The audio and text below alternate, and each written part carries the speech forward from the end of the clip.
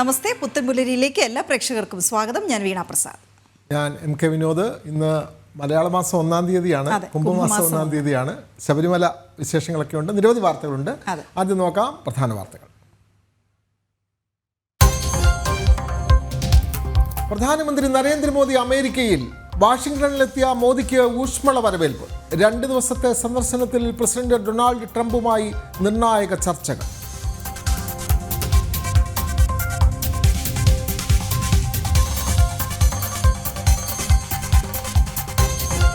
വന്യജീവികൾ മനുഷ്യജീവനുകൾ കവർന്നിട്ടും സർക്കാരിന് അനങ്ങാപ്പാറ നയം. വയനാട്ടിൽ കാട്ടാന ആക്രമണത്തിൽ 2 ദിവസത്തിനിടെ കൊല്ലപ്പെട്ടത് 2 പേർ. 10 വർഷത്തിനിടെ കടുവ കൊന്നത് 8 പേരെ. വയനാട്ടിൽ ഇന്ന് UDF ഹർത്താൽ.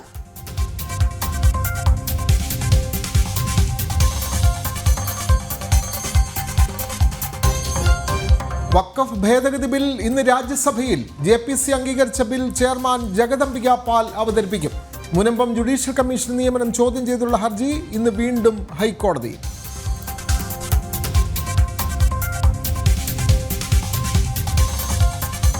സംസ്ഥാനത്ത് മഞ്ഞപ്പിത്തം പടരുന്നു. പ്രതിദിനം രോഗം സ്ഥിരീകരിക്കുന്നത് 30 പേർക്ക്. തട്ടുകടകളിലെയും ഹോട്ടലുകളിലെയും മലിനജലത്തിന്റെ ഉപയോഗം രോഗവ്യാപനത്തിന് പ്രധാന കാരണമെന്ന് ആരോഗ്യമന്ത്രി. മലപ്പുറം കൊണ്ടോട്ടി കിഴക്കേ ചുങ്കത്ത് 25 പേർക്ക് രോഗം സ്ഥിരീകരിച്ചു.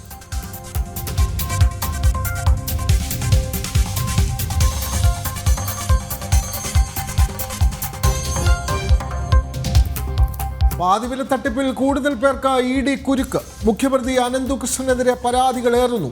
അനന്തുവിൽ നിന്ന് പണം കൈപ്പറ്റിയവരും പ്രതിപ്പട്ടികയിലേക്ക്.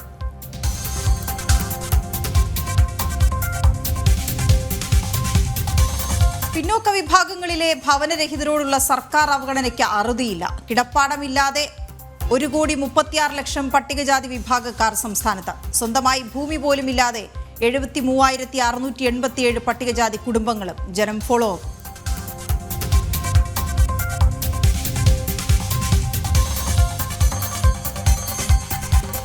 കുംഭമാസ പൂജയ്ക്ക് നട തുറന്ന ശബരിമലയിൽ വൻ ഭക്തജന തിരക്ക്. വെർച്വൽ ക്യൂ വഴി ദർശനം ദിനംപ്രതി 50,000 പേർക്ക്. ദർശനം ഈ മാസം 17 വരെ.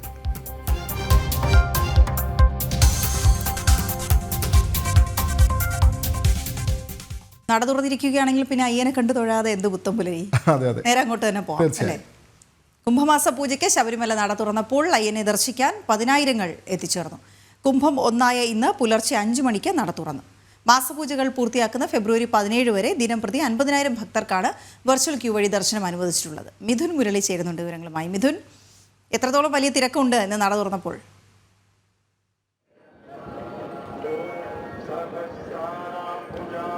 വീണ, വിനോദ്, ശുഭദിനം. കുംഭമാസ പുലരിയിൽ അയ്യപ്പസ്വാമിയെ ദർശിക്കുന്നതിന് വേണ്ടി 10,000 സന്നിധാനത്തേക്ക് എത്തിക്കൊണ്ടിരിക്കുന്നു. ഇന്നലെ വൈകിട്ട് 5 മണിക്ക് നട തുറന്നപ്പോൾ മുതൽ വലിയ തിരക്കുണ്ട്. ഇന്നലെ മുതൽ 17-ാം തീയതി വരെ കുംഭമാസ പൂജ പൂർത്തിയാക്കി നടയടയ്ക്കുന്ന 17-ാം തീയതി വരെ 50,000 പേർക്കാണ് പ്രതിദിനം വെർച്വൽ ക്യൂ വഴി ബുക്കിംഗ് അനുവദിച്ചിരിക്കുന്നത്. സ്പോട്ട് ബുക്കിംഗ് സൗകര്യമുണ്ട്. പമ്പയിൽ സ്പോട്ട് ബുക്കിംഗ് അങ്ങനെ പരിമിതപ്പെടുത്തിയിട്ടില്ല. വരുന്ന ആളുകൾക്കെല്ലാം, ഭക്തജനങ്ങൾക്കെല്ലാം സ്പോട്ട് ബുക്കിങ്ങിലൂടെ പമ്പയിൽ നിന്നും സന്നിധാനത്തേക്ക് എത്തുന്നതിനുള്ള സൗകര്യം ഉണ്ട് എന്നാണ് ദേവസ്വം ബോർഡ് അധികൃതർ അറിയിച്ചിരിക്കുന്നത്. ഇന്നലെ 50,000 മുഴുവൻ ആളുകളും ബുക്ക് ചെയ്തിട്ടുണ്ടായിരുന്നു ദർശനത്തിന് വേണ്ടി. ഇന്നും മുഴുവൻ ആളുകളും 50,000-നടുത്ത് ആളുകൾ വെർച്വൽ ക്യൂ വഴി ബുക്ക് ചെയ്തിട്ടുണ്ട്. ഇത് സംബന്ധിച്ചുള്ള കൃത്യമായ കണക്കുകൾ ദേവസ്വം ബോർഡിൽ നിന്നും ലഭ്യമാകേണ്ടതുമുണ്ട്.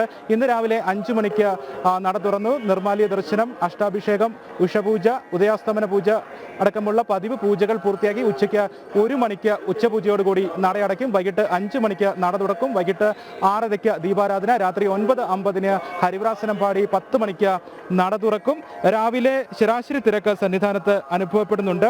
ഫ്ലൈ ഓവറൊക്കെ മുഴുവൻ ഭക്തജനങ്ങളാൽ നിറഞ്ഞിരിക്കുകയാണ്. താഴെ നടപ്പന്തലിലും തിരക്കുണ്ട്. പക്ഷേ ഭക്തജനങ്ങൾക്ക് കൂടുതൽ സമയം കാത്തു നിൽക്കാതെ തന്നെ അയ്യപ്പസ്വാമിയെ ദർശിക്കുന്നതിനുള്ള സൗകര്യം ഇന്ന് രാവിലെ ഉണ്ട്. ഇന്നലെ വൈകിട്ട് നട തുറന്നപ്പോൾ വലിയ തിരക്ക് അനുഭവപ്പെട്ടു. ശരാശരി തിരക്കായിരുന്നു ഇന്നലെയും അനുഭവപ്പെട്ടത്. നിയന്ത്രണ വിധേയമായിട്ടുള്ള തിരക്കായിരുന്നു ഇന്നലെയും അനുഭവപ്പെട്ടത്.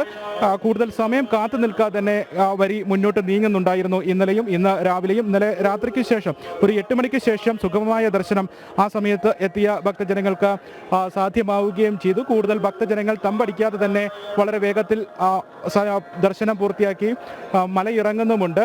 അന്യ സംസ്ഥാനത്ത് നിന്നെത്തുന്ന ഭക്തജനങ്ങൾ കൂടുതലായി എത്തുന്നു എന്നുള്ള പ്രത്യേകതയും ഇത്തവണത്തെ മാസപൂജയ്ക്ക് ഉണ്ട്. സാധാരണഗതിയിൽ മറ്റ് മുൻ വർഷങ്ങളെയൊക്കെ താരതമ്യപ്പെടുത്തുകയാണെങ്കിൽ മലയാളികളായ ഭക്തജനങ്ങളാണ് ഈ മാസപൂജ സമയത്ത് 6 ദിവസം നട തുറന്നിരിക്കുമ്പോൾ കൂടുതലായിട്ട് എത്തുക. പക്ഷേ ഇത്തവണ അന്യ സംസ്ഥാനങ്ങളിൽ നിന്നുള്ള വിവിധ ദേശങ്ങളിൽ നിന്നുള്ള ഭക്തജനങ്ങൾ കൂടുതലായി എത്തുന്നു എന്നുള്ള പ്രത്യേകതയും ഇത്തവണത്തെ ഈ മാസപൂജയ്ക്ക് 6 ദിവസം നട തുറക്കുമ്പോൾ കാണാൻ സാധിക്കുന്നുണ്ട്. ധാരാളം ഭക്തജനങ്ങൾ ഇപ്പോൾ സന്നിധാനത്തും പരിസര പ്രദേശങ്ങളിലുമൊക്കെയായിട്ട് തമ്പടിച്ചിരിക്കുന്നു. ആ കുഞ്ഞു മാളികപ്പുറങ്ങളടക്കം കുഞ്ഞ് 1 വയസ്സിൽ താഴെയുള്ള മാളികപ്പുറങ്ങളുടെ നിഷ്കളങ്കമായ ചിരിയോടുകൂടിയ കുസൃതി ചിരിയോടുകൂടിയ നിഷ്കളങ്കമായ ആ ഭക്തിയൊക്കെ സന്നിധാനത്ത് കാണാൻ കഴിയുന്നുണ്ട്. അതിൻ്റെ ദൃശ്യങ്ങളാണ് നമ്മൾ കാണുന്നത്. ഈ കുഞ്ഞു മാളികപ്പുറം എവിടുന്നാ വരുന്നത്? വീട്ടിൽ നിന്ന്, കോഴിക്കോട്.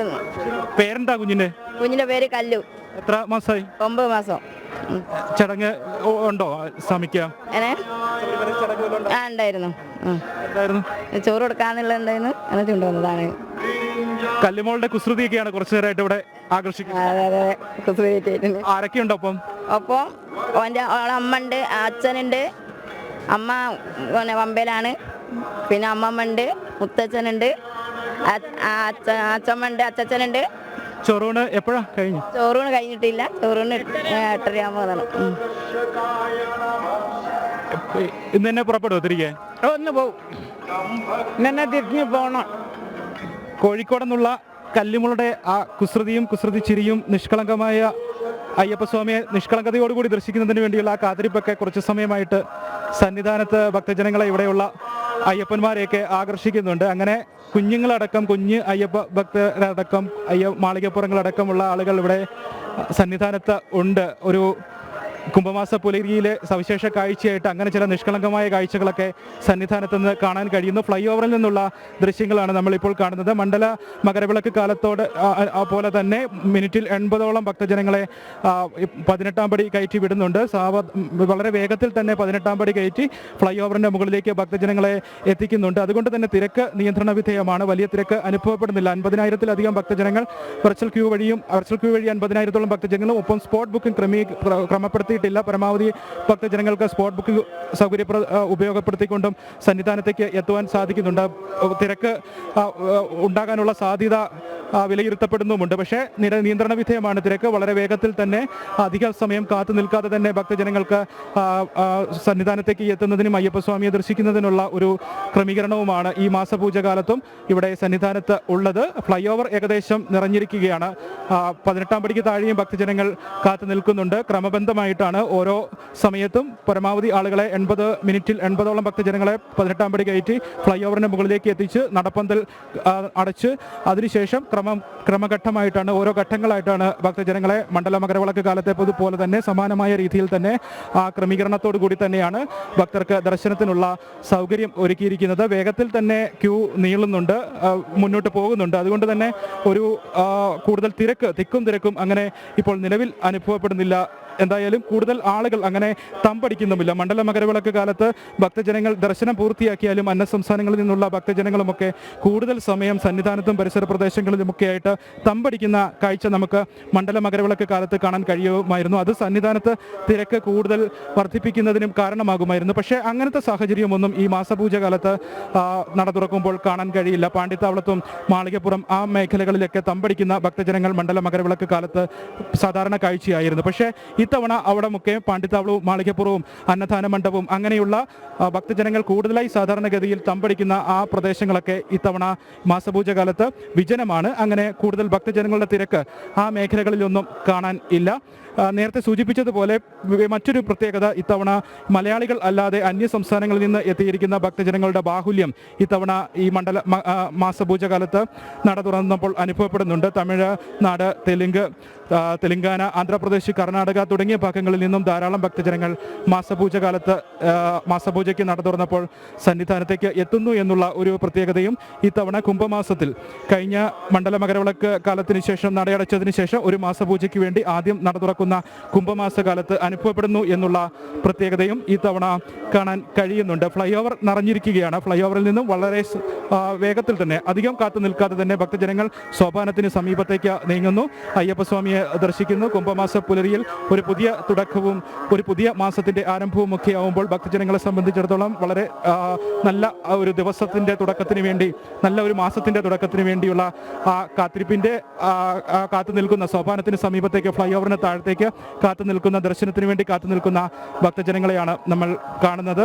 തിരക്ക് നിയന്ത്രണ വിധേയമാണ് എന്നുള്ള കാര്യവും ഉണ്ട്. 50,000-ത്തിലധികം ഭക്തജനങ്ങൾ ഇനിയുള്ള മണിക്കൂറുകളിലായിരിക്കും ദേവസ്വം ബോർഡിൽ നിന്നും ഇന്നലെ എത്തിയ ഭക്തജനങ്ങളുടെയും ഇന്ന് ദർശനത്തിന് എത്തുന്ന ഭക്തജനങ്ങളുടെയും എല്ലാം യഥാർത്ഥ കണക്ക് ലഭ്യമാവുകയുള്ളൂ. ഇന്നലെ വെർച്വൽ ബുക്കിംഗ് മുഴുവൻ ഭക്തജനങ്ങളും 50,000 ഭക്തജനങ്ങൾക്ക് വേണ്ടി വെർച്വൽ ബുക്കിംഗ് ക്രമീകരിച്ചപ്പോൾ ഇന്നലെ വെർച്വൽ ക്യൂ മുഴുവൻ ഭക്തജനങ്ങളും ബുക്ക് ചെയ്തിട്ടുണ്ടായിരുന്നു. ദർശനത്തിന് വേണ്ടി എത്ര ആളുകൾ ഇതിൽ എത്തിയിട്ടുണ്ട് എന്നുള്ള കാര്യത്തിൽ കൃത്യമായ കണക്ക് ദേവസ്വം ബോർഡിൽ നിന്ന് ലഭ്യമാകേണ്ടതുണ്ട്. അങ്ങനെയാണെങ്കിൽ ഇത്തവണത്തെ മണ്ഡല മകരവിളക്ക് കാലത്ത് അനുഭവപ്പെട്ടതിന് സമാനമായ തിരക്ക് ഉണ്ടാകും മാസപൂജയ്ക്ക് എന്ന് വിലയിരുത്തപ്പെട്ടിരുന്നു. ഏകദേശം 53 ലക്ഷത്തിലധികം ഭക്തജനങ്ങൾ ഇത്തവണത്തെ മണ്ഡല മകരവിളക്ക് കാലത്ത് എത്തി എന്നാണ് പറയുന്നത്. മുൻ വർഷത്തേക്കാൾ 10 ലക്ഷത്തിലധികം ഭക്തജനങ്ങളുടെ വർധനവ്, ഒപ്പം വരുമാനത്തിലും ഗണ്യമായ വർധനവ് ഉണ്ടായ ഒരു തീർത്ഥാടന കാലമാണ് കഴിഞ്ഞത്. അതുകൊണ്ട് തന്നെ ഈ തീർത്ഥാടന കാലത്തിന് ശേഷമുള്ള ആദ്യ മാസപൂജ കാലത്തും ഇത്തരത്തിലുള്ള തിരക്ക് അനുഭവപ്പെടാൻ, സമാനമായ തിരക്ക് അനുഭവപ്പെടാം എന്നുള്ള ഒരു വിലയിരുത്തലുണ്ടായിരുന്നു. കണക്കുകൾ ലഭ്യമാകേണ്ടതുണ്ട്. എത്രത്തോളം ഭക്തജനങ്ങളാണ് എത്തിയത് എന്നുള്ള കാര്യത്തിൽ കൃത്യമായ കണക്കുകൾ ലഭ്യമാകേണ്ടതുണ്ട്. ഭക്തജനങ്ങൾ എത്തിക്കൊണ്ടിരിക്കുന്നു. താഴെ നടപ്പന്തലിന്റെ ഭാഗത്ത് തിരക്കുണ്ട്. ഫ്ലൈ ഓവറിൽ തിരക്കുണ്ട്. ഇന്നലെ രാത്രിക്ക് ശേഷം 8 മണിക്ക് ശേഷം എത്തിയ ഭക്തജനങ്ങൾക്ക് സുഗമമായ ദർശനം ലഭ്യമായ സമയമായിരുന്നു. ഭക്തജനങ്ങളെ സംബന്ധിച്ചിടത്തോളം വളരെ ഭാഗ്യമായി കരുതുന്ന ഒരു കാര്യമാണ് അയ്യപ്പസ്വാമിയെ തിക്കും തിരക്കും ഒന്നും കൂടാതെ സുഗമമായി ഒന്ന് ദർശിക്കുക എന്നുള്ളത്. ഇന്നലെ രാത്രി 8 മണിക്ക് ശേഷം എത്തിയ ഭക്തജനങ്ങൾക്ക് അങ്ങനെ ഉള്ള ഒരു സൗകര്യം ഉണ്ടായിരുന്നു. ഇന്നലെയും ഭക്തജനങ്ങളുടെ വലിയ തിരക്ക് അങ്ങനെ രാത്രി സമയത്ത് അനുഭവപ്പെടാത്തത് കൊണ്ട് തന്നെ 9:50 ഹരിവരാസനം പാടി 10 മണിക്ക് തന്നെ നടയടച്ചു. 17-ാം തീയതി വരെ മാസപൂജ പൂർത്തിയാകുന്ന ദിവസം വരെ 10 മണിക്ക് നടയടയ്ക്കുമെന്നാണ് നിലവിൽ നിശ്ചയിച്ചിരിക്കുന്നത്. പക്ഷേ ഇനിയുള്ള ദിവസങ്ങളിൽ രാത്രി സമയത്ത് ഭക്തജനങ്ങളുടെ തിരക്ക് ബാഹുല്യം കൂടുകയാണെങ്കിൽ ചിലപ്പോൾ ഈ 10 മണിക്ക് ഹരിവരാസനം പാടി നടയടയ്ക്കും എന്നുള്ള സമയത്തിൽ പുനഃക്രമീകരണം ഉണ്ടാകാനുള്ള സാധ്യതയുണ്ട്. തിരക്ക് വർദ്ധിക്കുന്നതനുസരിച്ച് ആ ദിവസങ്ങളിൽ 10 മണിക്ക് ശേഷമായിരിക്കും നട അടയ്ക്കുക.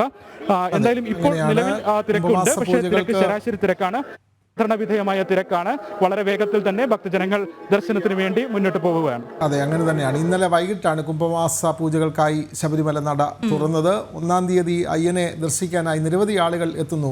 പ്രത്യേകിച്ചും മണ്ഡല മകരവിളക്ക് കഴിഞ്ഞുള്ള ആദ്യത്തെ മലയാള മാസം. ഇത് മാത്രമല്ല വിനോദ്, എനിക്ക് തോന്നി ഈ മലയാള മാസം 1-ാം തീയതി നട തുറക്കുന്ന ദിവസങ്ങളിലും മുൻകാലങ്ങളെ അപേക്ഷിച്ച് നോക്കുകയാണെങ്കിൽ നല്ല തിരക്കുണ്ട്. ഭക്തരുടെ എണ്ണം കൂടുതലാണ്. അതിന്റെ ഒരു പ്രധാന കാരണം ഈ മണ്ഡല മകരവിളക്ക് കാലത്ത് തിരക്ക് വളരെ കൂടിയ ആയതുകൊണ്ട് പ്രായമായവർ, കൊച്ചുകുട്ടികൾ, അവർക്കൊക്കെ അങ്ങോട്ടേക്ക് എത്താൻ വലിയ പ്രയാസം അനുഭവപ്പെടുന്നു. അപ്പോൾ മാസപൂജയ്ക്ക് പോയി തൊഴാം എന്നുള്ള കണക്കുകൂട്ടലിലേക്ക് എല്ലാവരും മാറുകയാണ്. നൂറ്റാണ്ടുകളായി തന്നെ അങ്ങനെയാണ് കേട്ടിട്ടുള്ളത്. ഈ മലയാള മാസപൂജ സമയത്താണ് കുട്ടികൾക്ക് ചോറൂണൊക്കെ അവിടെ കൂടുതലായി നടക്കുക എന്നുള്ളത്. ഓക്കെ, ഏതായാലും നമുക്ക് വരും മണിക്കൂറുകളിലും ആ കാഴ്ചകളിലേക്കൊക്കെ പോകാം. അതെ, ശബരിമലയിലെ തന്നെ മറ്റൊരു വാർത്ത. ശബരിമല മേൽനോട്ടത്തിന് വികസന അതോറിറ്റി രൂപീകരിച്ച് സംസ്ഥാന സർക്കാർ. മുഖ്യമന്ത്രി ചെയർമാനും ദേവസ്വം മന്ത്രി വൈസ് ചെയർമാനുമായാണ് അതോറിറ്റി രൂപീകരിച്ചത്. ശബരിമലയുമായി ബന്ധപ്പെട്ട വകുപ്പുകളിലെ ഉന്നത ഉദ്യോഗസ്ഥരും അതോറിറ്റിയുടെ ഭാഗമാകും. വിവരങ്ങളുമായി തിരുവനന്തപുരത്ത് നിന്നും പ്രശാന്ത് ശങ്കരമംഗലത്ത് ചേർന്നു. പ്രശാന്ത്, ഈ ശബരിമല വികസനത്തിന് ഒരു അതോറിറ്റി രൂപീകരിക്കുന്നു. അതിൽ മുഖ്യമന്ത്രി, ദേവസ്വം മന്ത്രിയൊക്കെ ആ സമിതിയിലുണ്ടല്ലോ. കൂടുതൽ വിവരങ്ങൾ പ്രശാന്ത്.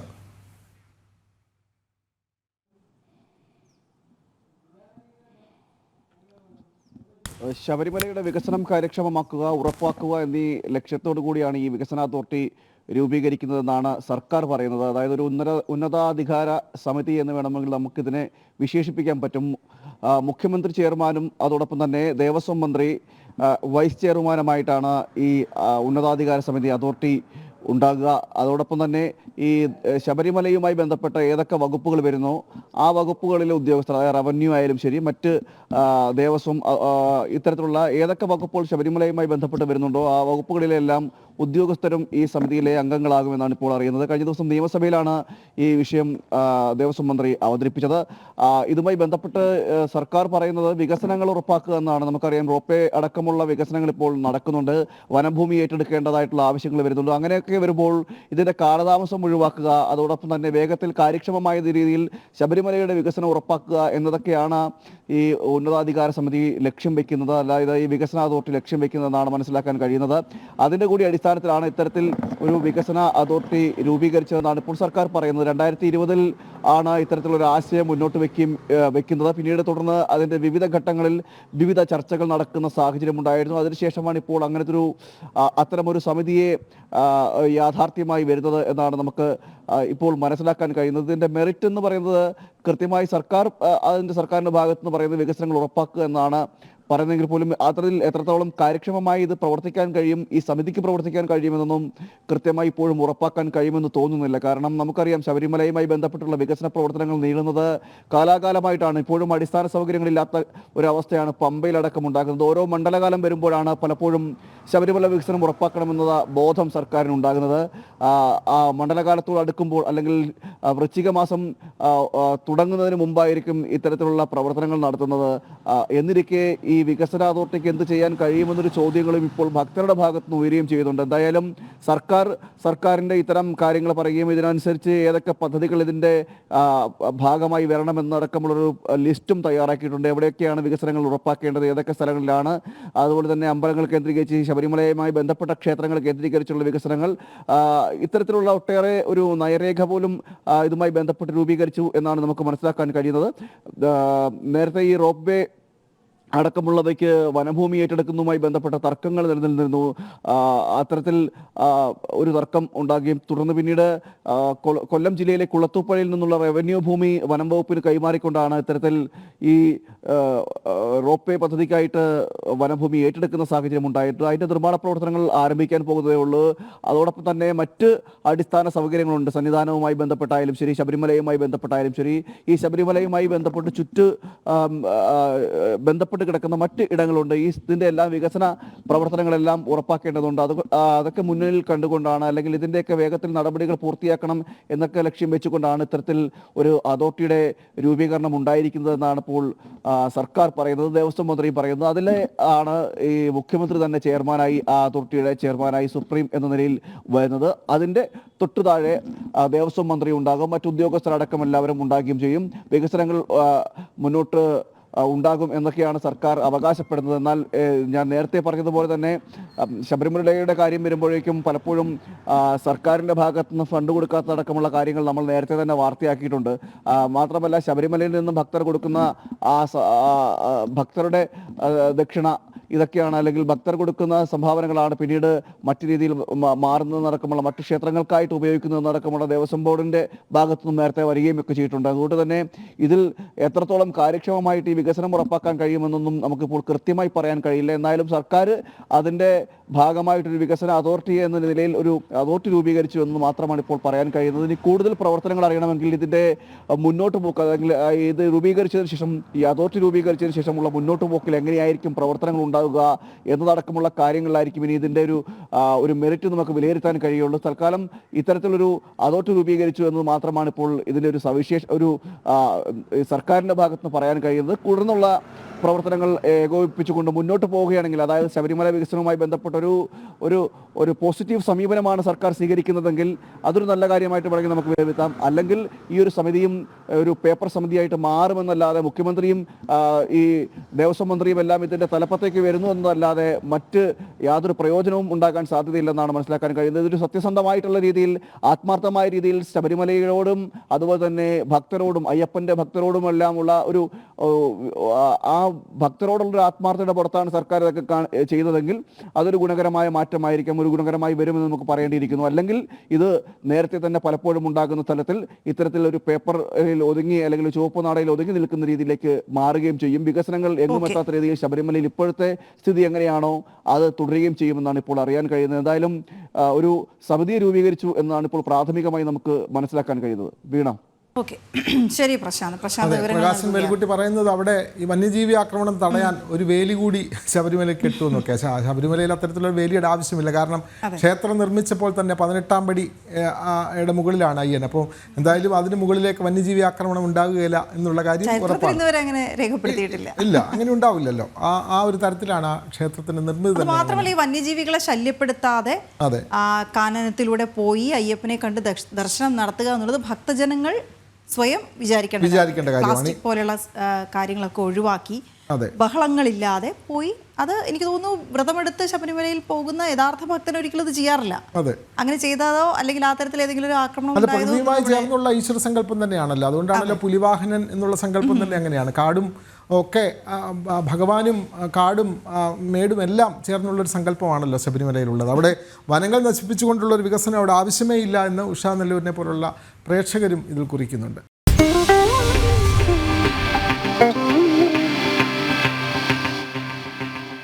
രാജ്യാന്തര വാർത്തകൾ നോക്കുമ്പോൾ ഒരു പ്രത്യേകതയുണ്ടല്ലേ? അതെ. അതായത് അമേരിക്കൻ പ്രസിഡന്റ് ഡൊണാൾഡ് ട്രംപുമായുള്ള നിർണായക കൂടിക്കാഴ്ചയ്ക്കായി പ്രധാനമന്ത്രി നരേന്ദ്രമോദി വാഷിംഗ്ടണിൽ എത്തിയിരിക്കുന്നു. ആൻഡ്രൂസ് വിമാനത്താവളത്തിലെത്തിയ പ്രധാനമന്ത്രിക്ക് ഊഷ്മളമായ സ്വീകരണമാണ് ലഭിച്ചത്. പ്രധാനമന്ത്രിയെ സ്വീകരിക്കാൻ നിരവധി ഭാരതീയർ അദ്ദേഹം താമസിക്കുന്ന ബ്ലെയർ ഹൗസിന് മുമ്പിൽ നേരത്തെ തന്നെ എത്തിയിരുന്നു. വിവരങ്ങളുമായി ഐസൻ ജോസ് ചേരുന്നു. ഐസൻ, പ്രധാനമന്ത്രിയുടെ അമേരിക്കൻ സന്ദർശനം വളരെയധികം പ്രാധാന്യമുണ്ട്. അദ്ദേഹത്തിന് ഊഷ്മളമായ സ്വീകരണമാണ് വാഷിംഗ്ടണിൽ ലഭിച്ചത്. കൂടുതൽ വിവരങ്ങൾ ഐസൻ.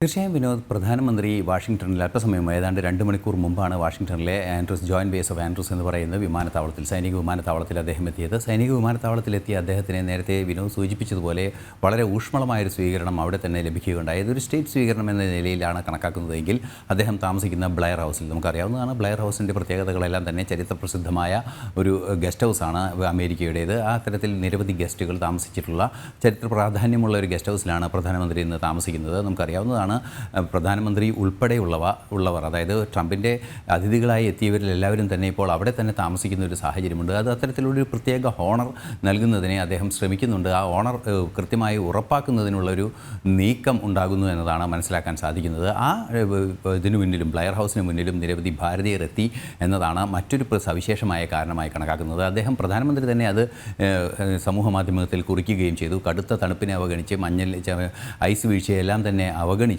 അവിടെ എത്തി എന്ന് വളരെ കൃത്യമായി അദ്ദേഹം തൻ്റെ സമൂഹമാധ്യമ കുറിപ്പിലും പങ്കുവച്ചിട്ടുണ്ട്. മറ്റൊരു പ്രധാന സംഭവ വികാസം എന്ന് പറയാനിപ്പോൾ അവിടെ നടന്നിരിക്കുന്നത് അമേരിക്കയുടെ നാഷണൽ ഇൻ്റലിജൻസ് മേധാവി തുളസി ഗബ്ബാർഡുമായും അദ്ദേഹം കൂടിക്കാഴ്ച നടത്തിയെന്നാണ്.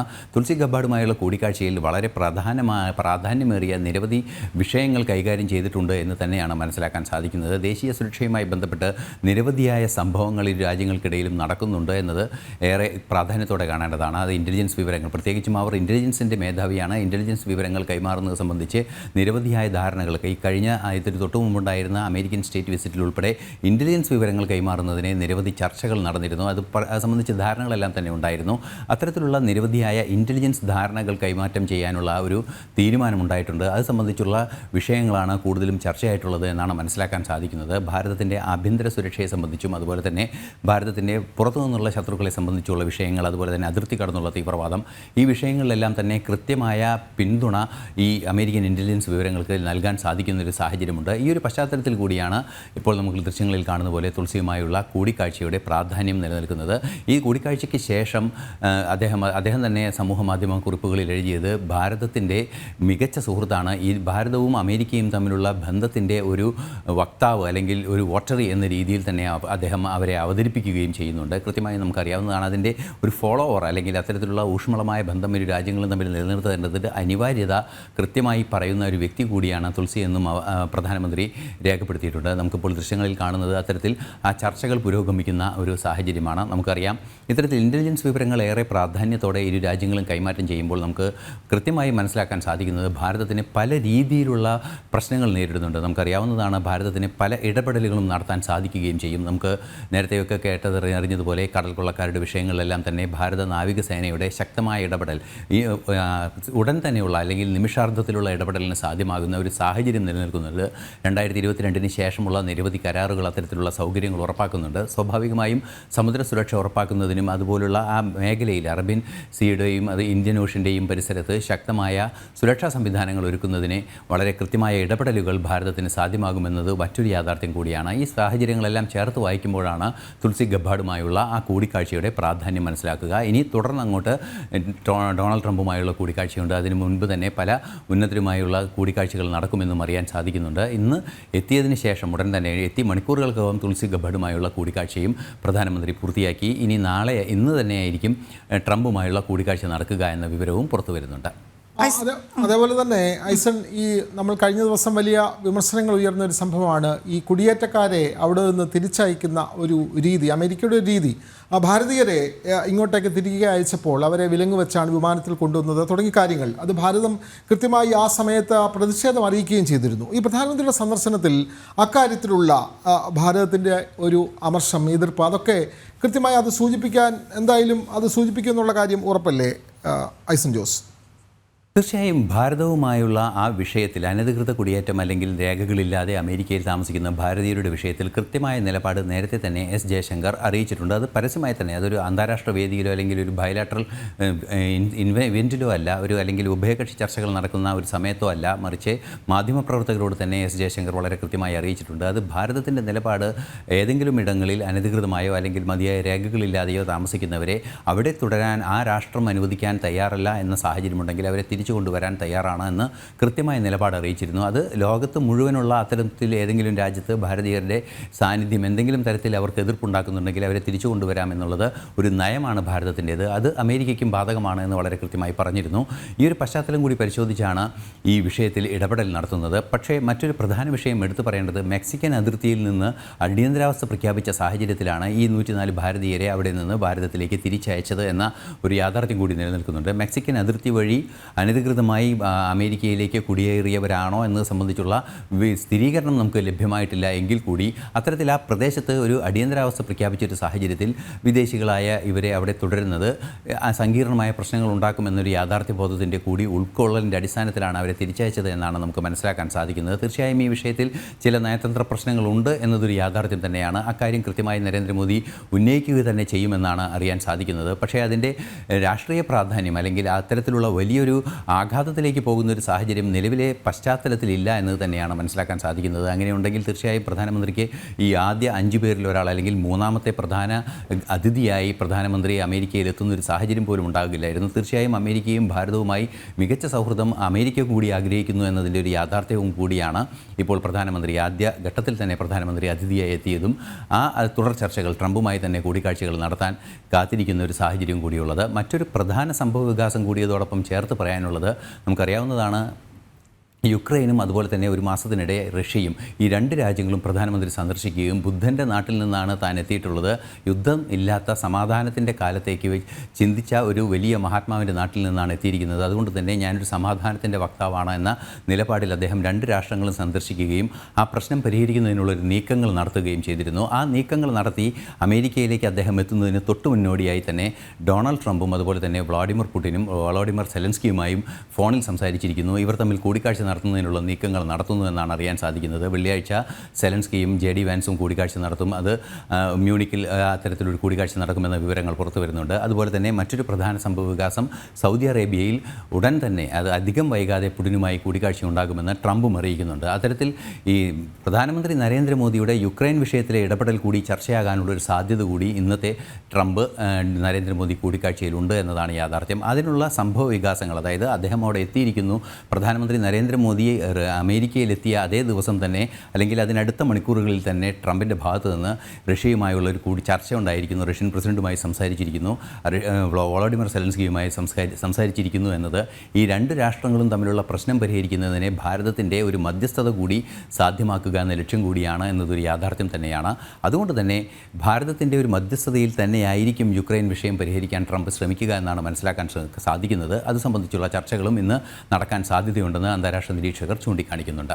വിനോദ്, വളരെ നിർണായകമാണ് നരേന്ദ്രമോദിയുടെ അമേരിക്കൻ സന്ദർശനം എന്നുള്ള കാര്യമാണ്. ഇന്റർനാഷണൽ ഡെസ്കിൽ നിന്നും വിവിധ തലത്തിലുള്ള ചർച്ചകൾ നടക്കും ട്രംപുമായും, ഒപ്പം വിവിധ വകുപ്പ് മേധാവികളുമായൊക്കെയുള്ള ചർച്ചകൾ നടക്കും. അതിനുശേഷം അറിയാം ഓരോ ചർച്ചയിലും എന്തൊക്കെ കാര്യങ്ങൾ വന്നു എന്ന്. ഏതായാലും വളരെ പ്രധാനപ്പെട്ട ഒരു കാര്യം, ട്രംപ് വീണ്ടും അധികാരത്തിലെത്തിയതിനു ശേഷം ക്ഷണിക്കപ്പെട്ട അതിഥിയായി മൂന്നാമതായി എത്തുന്ന ആളാണ്, മൂന്നാമതായി എത്തുന്ന രാഷ്ട്രത്തലവനാണ് പ്രധാനമന്ത്രി എന്നുള്ള രീതിയിൽ എത്രത്തോളം അർഹിക്കുന്ന ഒരു പ്രാധാന്യം ഇന്ത്യക്ക് നൽകുന്നുണ്ട് എന്ന കാര്യമാണ് നമുക്ക് മനസ്സിലാക്കാൻ കഴിയും. ജോസാണ് വിവരങ്ങൾ നൽകിയത്. മറ്റൊരു വിഷയത്തിലേക്ക് പോകാം. മുനമ്പത്തെ ജുഡീഷ്യൽ കമ്മീഷൻ നിയമനം ചോദ്യം ചെയ്തുള്ള ഹർജി ഹൈക്കോടതി ഇന്ന് വീണ്ടും പരിഗണിക്കും. കമ്മീഷന് ജുഡീഷ്യലോ അർദ്ധ ജുഡീഷ്യലോ അധികാരമില്ല എന്ന് സംസ്ഥാന സർക്കാർ സത്യവാങ്മൂലം സമർപ്പിച്ചിട്ടുണ്ട്.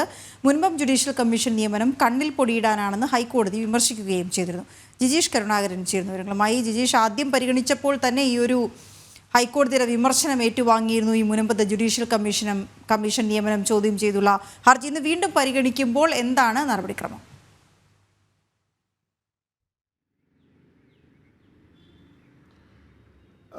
വീണ, ജുഡീഷ്യൽ കമ്മീഷന്റെ നിയമസാധുത സംബന്ധിച്ച വലിയ ഒരു വാദപ്രതിവാദം തന്നെയാണ് കഴിഞ്ഞ ദിവസം ഹൈക്കോടതിയിൽ നടന്നത്. പ്രധാനമായും വഖഫ് സംരക്ഷണ വേദി ഉയർത്തുന്നത് ഇത്തരത്തിൽ ഒരു ജുഡീഷ്യൽ കമ്മീഷനെ നിയമിക്കാനുള്ള അധികാരം സർക്കാരിനില്ല, അധികാര പരിധിക്കപ്പുറമുള്ള ഒരു പ്രവർത്തനമാണ് സർക്കാരിൻ്റെ ഭാഗത്തു നിന്ന് ഉണ്ടായത് എന്ന കാര്യമാണ് ചൂണ്ടിക്കാണിക്കുന്നത്. കാരണം നേരത്തെ തന്നെ വഖഫ് ഭൂമിയുമായി ബന്ധപ്പെട്ട കാര്യങ്ങളിൽ മുൻസിഫ് കോടതിയുടെ തീർപ്പ് കൽപ്പിച്ചിട്ടുള്ളതാണ്. അത്തരത്തിൽ കോടതി അന്തിമ തീരുമാനമെടുത്തിട്ടുള്ള, ഒപ്പം തന്നെ വഖഫുമായി ബന്ധപ്പെട്ട വിഷയങ്ങൾ കൈകാര്യം ചെയ്യേണ്ട ട്രൈബ്യൂണലിന് മുന്നിൽ ഇപ്പോഴും കേസ് നിലനിൽക്കുന്ന വഖഫ് ഭൂമി വിഷയത്തിലാണ് പ്രത്യേകമായി ജുഡീഷ്യൽ കമ്മീഷനെ നിയോഗിച്ചിരിക്കുന്നത്. അത് നീതിന്യായ വ്യവസ്ഥകളോടുള്ള വെല്ലുവിളിയാണ്, നിയമവിരുദ്ധമാണ് എന്ന കാര്യമാണ് വഖഫ് സംരക്ഷണ വേദി ചൂണ്ടിക്കാണിക്കുന്നത്. എന്നാൽ സർക്കാർ ഇക്കാര്യത്തിൽ വ്യക്തമാക്കിയിരിക്കുന്നത് അത് വസ്തുതാപരമായി കാര്യങ്ങൾ പഠിക്കുന്നതിന് വേണ്ടിയാണ് ജസ്റ്റിസ് CN രാമേന്ദ്രൻ നായർ കമ്മീഷനെ രൂപീകരിച്ചിരിക്കുന്നത്. അവിടെ ഉള്ള താമസക്കാരെ സംബന്ധിച്ചിടത്തോളം അവരുടെ കൈവശം രേഖകളുണ്ട് എന്നവർ ചൂണ്ടിക്കാണിക്കുന്നുണ്ട്. ഈ രേഖകളുടെ പരിശോധനയടക്കം പൂർത്തിയാക്കിക്കൊണ്ട് ഒരു റിപ്പോർട്ട് നൽകാൻ വേണ്ടിയാണ് കമ്മീഷനോട് നിർദ്ദേശിച്ചിരിക്കുന്നത്.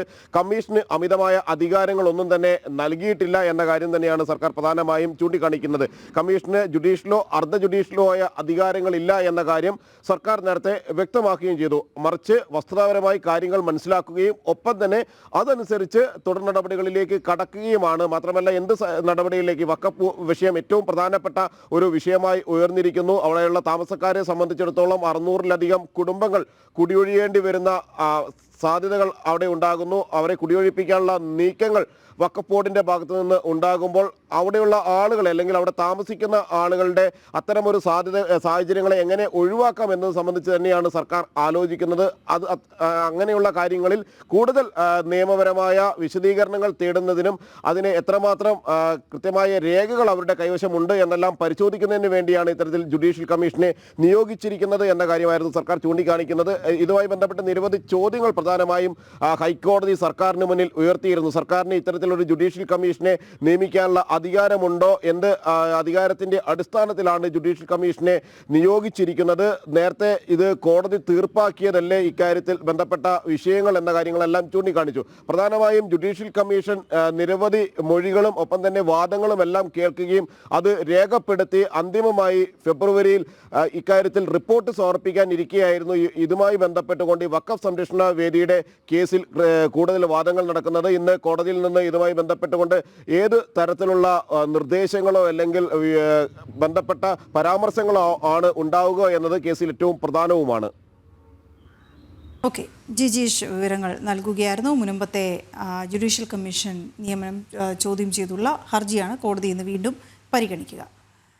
അതെ, ഇനിയും മറ്റൊരു വാർത്തയിലേക്ക്. പാതിവില തട്ടിപ്പ് കേസിൽ കൂടുതൽ പേർക്ക് ഇ ഡി കുരുക്കാകുന്നു. ഇ ഡി അന്വേഷണത്തിലേക്ക് കടന്ന കേസിൽ അനന്തുകൃഷ്ണന് പുറമെ അനന്തുവിൽ നിന്ന് പണം കൈപ്പറ്റിയവരും പ്രതികളാകും. വിവരങ്ങളുമായി ജിജീഷ് കരുണാകരൻ തന്നെ ചേരുന്നു. ജിജീഷ്, ഈ പ്രധാനമായി ഈ പാതിവില തട്ടിപ്പ് കേസിൽ കൂടുതൽ പേർ കുരുക്കിലേക്ക് നീങ്ങുന്നു. നമ്മളിപ്പോൾ സംസാരിച്ച ജുഡീഷ്യൽ കമ്മീഷൻ അംഗമായിട്ടുള്ള അദ്ദേഹവും ഈ കേസിൽ പെട്ടിരിക്കുന്നു എന്നുള്ളതാണ് ഒരു വിരോധാഭാസം.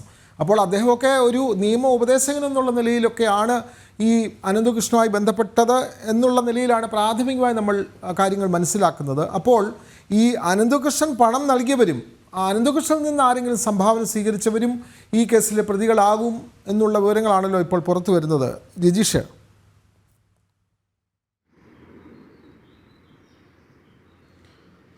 വിനോദ്, എൻഫോഴ്സ്മെന്റ് ഡയറക്ടറേറ്റിന്റെ അന്വേഷണ പരിധിയിലേക്ക് ഈ ഒരു കേസ് വന്നതോടുകൂടി, പാതിവില തട്ടിപ്പ് കേസ് വന്നതോടുകൂടി പ്രധാനമായും ഇഡിയുടെ അന്വേഷണം നടക്കുക. ഇതിലുള്ള സാമ്പത്തിക ഇടപാടുകൾ, അത് കൈപ്പറ്റിയ ആളുകളെല്ലാം തന്നെ എൻഫോഴ്സ്മെന്റ് ഡയറക്ടറേറ്റിന്റെ കേസിനെ സംബന്ധിച്ചിടത്തോളം ഈ ഒരു കേസിന്റെ അല്ലെങ്കിൽ കുറ്റകൃത്യത്തിന്റെ ഭാഗമായ ആളുകളാണ്. കാരണം കള്ളപ്പണമാണ്, നിയമവിരുദ്ധമായി സമ്പാദിച്ച പണവുമായി ബന്ധപ്പെട്ടാണ് അന്വേഷണം നടക്കുന്നത്. അനന്തകൃഷ്ണൻ സാധാരണ നിലയിൽ 60,000 65,000 രൂപയെല്ലാം വെച്ച് പല ആളുകളിൽ നിന്ന് പിരിച്ചതാണ്. എന്നാൽ ആ പണം നിയമവിരുദ്ധമായി സമ്പാദിച്ചതാണ് എന്നതുകൊണ്ട് തന്നെ കോടികൾ അനന്തകൃഷ്ണന്റെ കൈവശം എത്തുന്നതോടുകൂടി തന്നെ അത് കള്ളപ്പണമായി മാറുന്നു, നിയമവിരുദ്ധമായി ഉള്ള പണമായി മാറുന്നു. ആ പണം അനന്തകൃഷ്ണൻ നിരവധി ആളുകൾക്ക് കൈമാറിയിട്ടുമുണ്ട്. അത് പല തരത്തിൽ വിവിധ മേഖലകളിലുള്ള ആളുകൾക്ക് നൽകി എന്നൊരു സൂചന തന്നെയാണ് ചോദ്യം ചെയ്യലിലടക്കം അനന്തകൃഷ്ണൻ നൽകിയിട്ടുള്ളത്. പല പേരുകളിലാണ്, പല സേവനങ്ങളുടെ പേരുകളിലാണ്, അല്ലെങ്കിൽ മറ്റു ചില ആവശ്യങ്ങളുടെ പേരുകളിലാണ് ഇത്തരത്തിൽ പണം നൽകിയിരിക്കുന്നത്. എന്നാൽ നിലവിൽ ഈ കേസിൽ പോലീസ് അന്വേഷണത്തിൽ ഇവരാരും തന്നെ ഇവരിൽ പലരും പ്രതിപട്ടികയിലേക്ക് എത്തിയിട്ടില്ല. പ്രധാനമായും മറ്റ് ചില ആളുകൾ മാത്രമാണ് കേസിൽ നേരിട്ട് ഈ തട്ടിപ്പിന്റെ ഭാഗമായി ഉള്ള ആളുകൾ. അനന്തകൃഷ്ണന്റെ വാക്ക് വിശ്വസിച്ചോ അല്ലെങ്കിൽ അനന്തകൃഷ്ണനൊപ്പം ചേർന്നോ സ്കൂട്ടറുകൾ, ഇരുചക്ര വാഹനങ്ങൾ വാഗ്ദാനം ചെയ്തുകൊണ്ട് പകുതി വിലക്ക് നൽകാമെന്ന് പറഞ്ഞു കോടിക്കണക്കിന് രൂപ പിരിക്കുകയും പിന്നീട് വാഗ്ദാന ലംഘനം നടത്തുകയും വഞ്ചന നടത്തുകയും ചെയ്ത ആളുകളാണ് നിലവിൽ ഉൾപ്പെട്ടിരിക്കുന്നത്. എന്നാൽ മറിച്ച് മറ്റു ചില സേവനങ്ങളുടെയും സഹായങ്ങളുടെയും പേരിൽ നിരവധി ആളുകൾ അനന്തകൃഷ്ണനിൽ നിന്ന് തന്നെ പണം കൈപ്പറ്റിയ ആളുകളുണ്ട്. ഈ ആളുകളെ സംബന്ധിച്ചിടത്തോളം അത്തരത്തിലുള്ള അന്വേഷണം നിലവിൽ പോലീസിന്റെ ഭാഗത്തു നിന്ന് ഉണ്ടായിട്ടില്ല. അവരിലേക്ക് എത്തുന്ന അന്വേഷണത്തിലേക്ക് കടന്നിട്ടുമില്ല. ക്രൈംബ്രാഞ്ച് അത്തരം കാര്യങ്ങൾ വിശദമായി അന്വേഷിക്കുമെന്ന് പോലീസ് ചൂണ്ടിക്കാണിക്കുമ്പോൾ പോലും നിലവിലുള്ള അന്വേഷണത്തിൽ അത്തരം ആളുകൾ മുന്നിൽ നിന്ന്, അതായത് പ്രധാനമായ അന്വേഷണ പരിധിക്ക് മുന്നിൽ നിന്ന് പുറത്തു തന്നെയാണുള്ളത്. ഈ ഒരു സാഹചര്യത്തിലാണ് എൻഫോഴ്സ്മെന്റ് ഡയറക്ടറേറ്റിന്റെ വിശദമായ അന്വേഷണം കള്ളപ്പണ ഇടപാടുകളിലും സാമ്പത്തിക തട്ടിപ്പുമായി ബന്ധപ്പെട്ട മറ്റ് നിക്ഷേപങ്ങളുമായി ബന്ധപ്പെട്ട് ബിനാമി ഇടപാടുകൾ എന്നിവയെ കേന്ദ്രീകരിക്കുമ്പോൾ കൂടുതൽ ആളുകൾ ഈ പ്രതിപ്പട്ടികയിലേക്ക് വരാൻ തന്നെയാണ് സാധ്യത. എൻഫോഴ്സ്മെന്റ് ഡയറക്ടറേറ്റിനെ സംബന്ധിച്ചിടത്തോളം ആദ്യം നിലവിലെ മുഖ്യപ്രതി അനന്തകൃഷ്ണനെ ഉൾപ്പെടുത്തി തന്നെയായിരിക്കും അന്വേഷണം മുന്നോട്ട് പോവുക. അതിനുശേഷം അനന്തകൃഷ്ണനിൽ നിന്ന് പണം കൈപ്പറ്റിയ ആളുകൾ കൂടി ഈ കേസിന്റെ ഭാഗമായി മാറും. മാത്രമല്ല ഇത് കണ്ടെത്താനുള്ള ഒരു നീക്കങ്ങൾ കൂടി, എവിടെയെല്ലാമാണ് തട്ടിപ്പിലൂടെ സ്വരൂപിച്ച പണം നിക്ഷേപിച്ചിരിക്കുന്നത്, ബിനാമി പേരുകൾ, ആരുടെയെല്ലാം ബിനാമി ഇടപാടുകാരായി അനന്തകൃഷ്ണൻ മാറിയിട്ടുണ്ട്, ബിനാമി ഇടപാടുകൾ നടത്തിയിട്ടുണ്ട്, എവിടെയെല്ലാമാണ് ഭൂമി വാങ്ങിക്കൂട്ടിയിട്ടുള്ളത്, സ്വത്തുവകകൾ വാങ്ങിക്കൂട്ടിയിട്ടുള്ളത് എന്നിവ സംബന്ധിച്ചെല്ലാമുള്ള ഒരു പരിശോധന കൂടി എൻഫോഴ്സ്മെന്റ് ഡയറക്ടറേറ്റിന്റെ അത്തരത്തിലുള്ള അന്വേഷണം കൂടി എൻഫോഴ്സ്മെന്റ് ഡയറക്ടറേറ്റിന്റെ ഭാഗത്തു നിന്ന് ഉണ്ടാകും. പ്രധാനമായും കേരളത്തിന് പുറത്ത് വലിയ തോതിൽ ഭൂമി വാങ്ങിക്കൂട്ടി എന്നൊരു സൂചനകൾ തന്നെയാണ്. നേരത്തെ ലഭിച്ച ചില നേരത്തെ രജിസ്റ്റർ ചെയ്ത ചില എഫ്ഐആറുകളുടെ അടിസ്ഥാനത്തിലായിരുന്നു ഇക്കാര്യത്തിൽ എൻഫോഴ്സ്മെന്റ് ഡയറക്ടറേറ്റ് വിശദമായ ഒരു അന്വേഷണത്തിലേക്ക് കടന്നത്. ആദ്യം മൂവാറ്റുപുഴയിലാണ് കേസ് രജിസ്റ്റർ ചെയ്യുന്നതും തുടർന്ന് അനന്തകൃഷ്ണൻ അറസ്റ്റിലാവുകയും ചെയ്തിരിക്കുന്നത്. അതുകൊണ്ട് തന്നെ മൂവാറ്റുപുഴയിൽ രജിസ്റ്റർ ചെയ്ത എഫ്ഐആറിന്റെ അടിസ്ഥാനത്തിലും ഒപ്പം തന്നെ കോടതിയിൽ പോലീസ് നൽകിയിരിക്കുന്ന വിശദമായ ഒരു റിപ്പോർട്ടിന്റെ കൂടി അടിസ്ഥാനത്തിലാണ് ഇപ്പോൾ എൻഫോഴ്സ്മെന്റ് ഡയറക്ടറേറ്റ് ഈ അന്വേഷണവുമായി മുന്നോട്ട് പോകുന്നത്. ഈ അന്വേഷണം തുടരുമ്പോൾ ECIR രജിസ്റ്റർ ചെയ്ത് മുന്നോട്ട് പോകുന്ന ഈ കേസിൽ കൂടുതൽ പ്രതികൾ ഉൾപ്പെടാനുള്ള ഒരു സാധ്യത തന്നെയാണ് ഈ ഘട്ടത്തിലുള്ളത്. ഓക്കെ, ഈ പാതിവില തട്ടിപ്പിലാണ് കൂടുതൽ പേർക്ക് ഇ ഡി കുരുക്ക് ഉണ്ടാകുന്നത്. ഇ ഡി അന്വേഷണത്തിലേക്ക് കടന്ന കേസിൽ അനന്തകൃഷ്ണന് പുറമെ അനന്തുവിൽ നിന്ന് പണം കൈപ്പറ്റിയവരും പ്രതികളാകുമെന്ന വിവരമാണ് ജിജീഷ് കരുണാകരൻ പങ്കുവച്ചത്. അതേസമയം ഈ പാതിവില തട്ടിപ്പിന് കുടുംബശ്രീ വഴിയും പ്രചരണം ഉണ്ടായിരുന്നിരിക്കും. NGO കോൺഫെഡറേഷന്റെ പാതിവിലയുള്ള സ്കൂട്ടറും ലാപ്ടോപ്പും ലഭിക്കുന്നത് ഉപയോഗപ്പെടുത്താൻ ജില്ലാ കോർഡിനേറ്റർ CDS ചെയർപേഴ്സൺമാർക്ക് കത്ത് നൽകിയിരുന്നു. കുടുംബശ്രീ മലപ്പുറം ജില്ലാ കോർഡിനേറ്ററാണ് കത്ത് നൽകിയത്. ശിവദാസ് കന്മന വിവരങ്ങളുമായി ചേരുന്നുണ്ട്. ശിവദാസ്, അപ്പോൾ പല വഴികൾ ഇവർ ഉപയോഗിച്ചു എന്നുള്ളതാണ്. കുടുംബശ്രീ വഴിയും ഒക്കെ പോയിരിക്കുന്നു ഇതിൻ്റെ പ്രചരണം. അതായത് ഒന്ന് കുടുങ്ങിയാൽ ഒരുപാട് പേർ ഇതറിയാതെ ഇതിൻ്റെ യഥാർത്ഥ തട്ടിപ്പ് എവിടെ നിന്ന് എന്ന് തുടങ്ങി എന്നറിയാതെയോ അതോ ഇതിനുള്ളിൽ തന്നെ അറിഞ്ഞുകൊണ്ടോ എന്ന് വ്യക്തമാകാത്ത തരത്തിലാണ് ഈ തട്ടിപ്പ് പ്രചരിച്ചിരിക്കുന്നത്. ശിവദാസ്, പകുതി വില തട്ടിപ്പ് പല രീതിയിലാണ് നടന്നുകൊണ്ടിരിക്കുന്നത്. അതായത് കുടുംബശ്രീ വഴി പോലും അത്തരത്തിൽ തട്ടിപ്പിന് ശ്രമം നടന്നിരുന്നു, അത്തരത്തിൽ തട്ടിപ്പുകൾ നടന്നിരുന്നു. കാരണം കുടുംബശ്രീ സ്വാഭാവികമായും ഒരു വിശ്വാസ്യതയുള്ള ഒരു സംഘടന കൂടിയാണ്, അല്ലെങ്കിൽ അത്തരത്തിൽ പ്രവർത്തിക്കുന്ന അതാണ് കുടുംബശ്രീ. സ്ത്രീകളുടെ ഒരു കൂട്ടായ്മയാണ്. പലപ്പോഴും കുടുംബശ്രീയെ സംബന്ധിച്ച് അത് ജനങ്ങൾക്കിടയിൽ ഒരു വിശ്വാസ്യത നിലനിൽക്കുന്നത് കൂടിയാണ്. അതുകൊണ്ട് തന്നെ അത്തരത്തിൽ കുടുംബശ്രീ വഴി തട്ടിപ്പ് നടത്തുമ്പോൾ ഇത്തരം സംഘങ്ങൾ ശ്രമിച്ചിരുന്നത് ജനങ്ങൾക്ക് ഈ ഒരു തട്ടിപ്പിൽ കൂടുതൽ വിശ്വാസ്യത ഉണ്ടാക്കുക എന്നത് തന്നെയാണ് അവരുടെ ഒരു ലക്ഷ്യം. അതുകൊണ്ട് തന്നെയാണ് അവർ കുടുംബശ്രീയെ കൂടി കൂട്ടുപിടിച്ച് ഇത്തരത്തിലുള്ള ഒരു തട്ടിപ്പിന് ശ്രമിച്ചത്. മലപ്പുറം ജില്ലാ കോർഡിനേറ്ററാണ് ഇത്തരത്തിലുള്ള ഒരു കത്ത് നൽകിയിരിക്കുന്നത്. അതായത് നിലമ്പൂർ കേന്ദ്രീകരിച്ച് പ്രവർത്തിക്കുന്ന JSS എന്ന സംഘടനയ്ക്ക് കീഴിൽ ഇത്തരത്തിൽ ലാപ്ടോപ്പുകളും അതോടൊപ്പം തന്നെ തയ്യൽ മെഷീനുകളും സ്കൂട്ടറും നൽകുന്നു എന്ന് പറഞ്ഞാണ്, പകുതി വില നൽകിയാൽ ഇത്തരത്തിൽ ഇത് ലഭ്യമാകും എന്ന് പറഞ്ഞാണ് ഇത്തരത്തിൽ ഒരു കത്ത് നൽകിയിരിക്കുന്നത്. കുടുംബശ്രീയിലെ അംഗങ്ങൾക്കാണ് ഇത്തരത്തിലുള്ള ഒരു ആനുകൂല്യം നൽകുക എന്നും കത്തിൽ കൃത്യമായി തന്നെ സൂചിപ്പിക്കുന്നുണ്ട്. വിദ്യാർത്ഥികൾക്ക് ലാപ്ടോപ്പ് നൽകും, അതോടൊപ്പം തന്നെ ജോലിക്ക് പോകുന്ന കുടുംബശ്രീയിൽ അംഗങ്ങളായ ജോലിക്ക് പോകുന്ന ആളുകൾക്ക് സ്കൂട്ടർ നൽകും. തയ്യൽ മെഷീൻ ഉപജീവന മാർഗം ആക്കാൻ കഴിയുന്നവർക്ക് തയ്യൽ മെഷീൻ നൽകും. ഇതിന് പകുതി വില നൽകിയാൽ മതി എന്ന് കൃത്യമായി തന്നെ പറയുന്നുണ്ട്. പക്ഷേ ഇതിന് താഴെ ഇതും സൂചിപ്പിക്കുന്നുണ്ട്, അതായത് ജില്ലാ മിഷനുമായി ഇതിന് ബന്ധമില്ല എന്നും ഇതിന്റെ താഴെ സൂചിപ്പിക്കുന്നുണ്ട്. ഇത് ഇത്തരത്തിൽ JSS എന്ന സംഘടനയുമായി ബന്ധപ്പെട്ടാണ് നേരിട്ട് പണം നൽകണം, ജില്ലാ മിഷന് ഇതുമായി ബന്ധമില്ല എന്ന് ഈ ഒരു കത്തിൽ കൃത്യമായി സൂചിപ്പിക്കുന്നുണ്ട്. എന്തായാലും കുടുംബശ്രീ വഴി കൂടി ഇത്തരത്തിൽ തട്ടിപ്പുകൾ നടത്തിയിട്ടുണ്ട് എന്നത് വ്യക്തമാക്കുന്നതാണ് ഇപ്പോൾ പുറത്തു വന്നിരിക്കുന്ന ഈ കത്ത്. വീണ, അതെ, ഏതെല്ലാം തരത്തിലാണ് തട്ടിപ്പ് അല്ലെ, തട്ടിപ്പ് എങ്ങനെയൊക്കെ നടത്താമെന്നതിൽ ഗവേഷണം നടത്തിയ ആളുകളാണ്. പാതി വില തട്ടിപ്പ്, ആട് മാഞ്ചിയം തട്ടിപ്പ്, അതിനെല്ലാം നിന്ന് കൊടുക്കാൻ മലയാളികളും.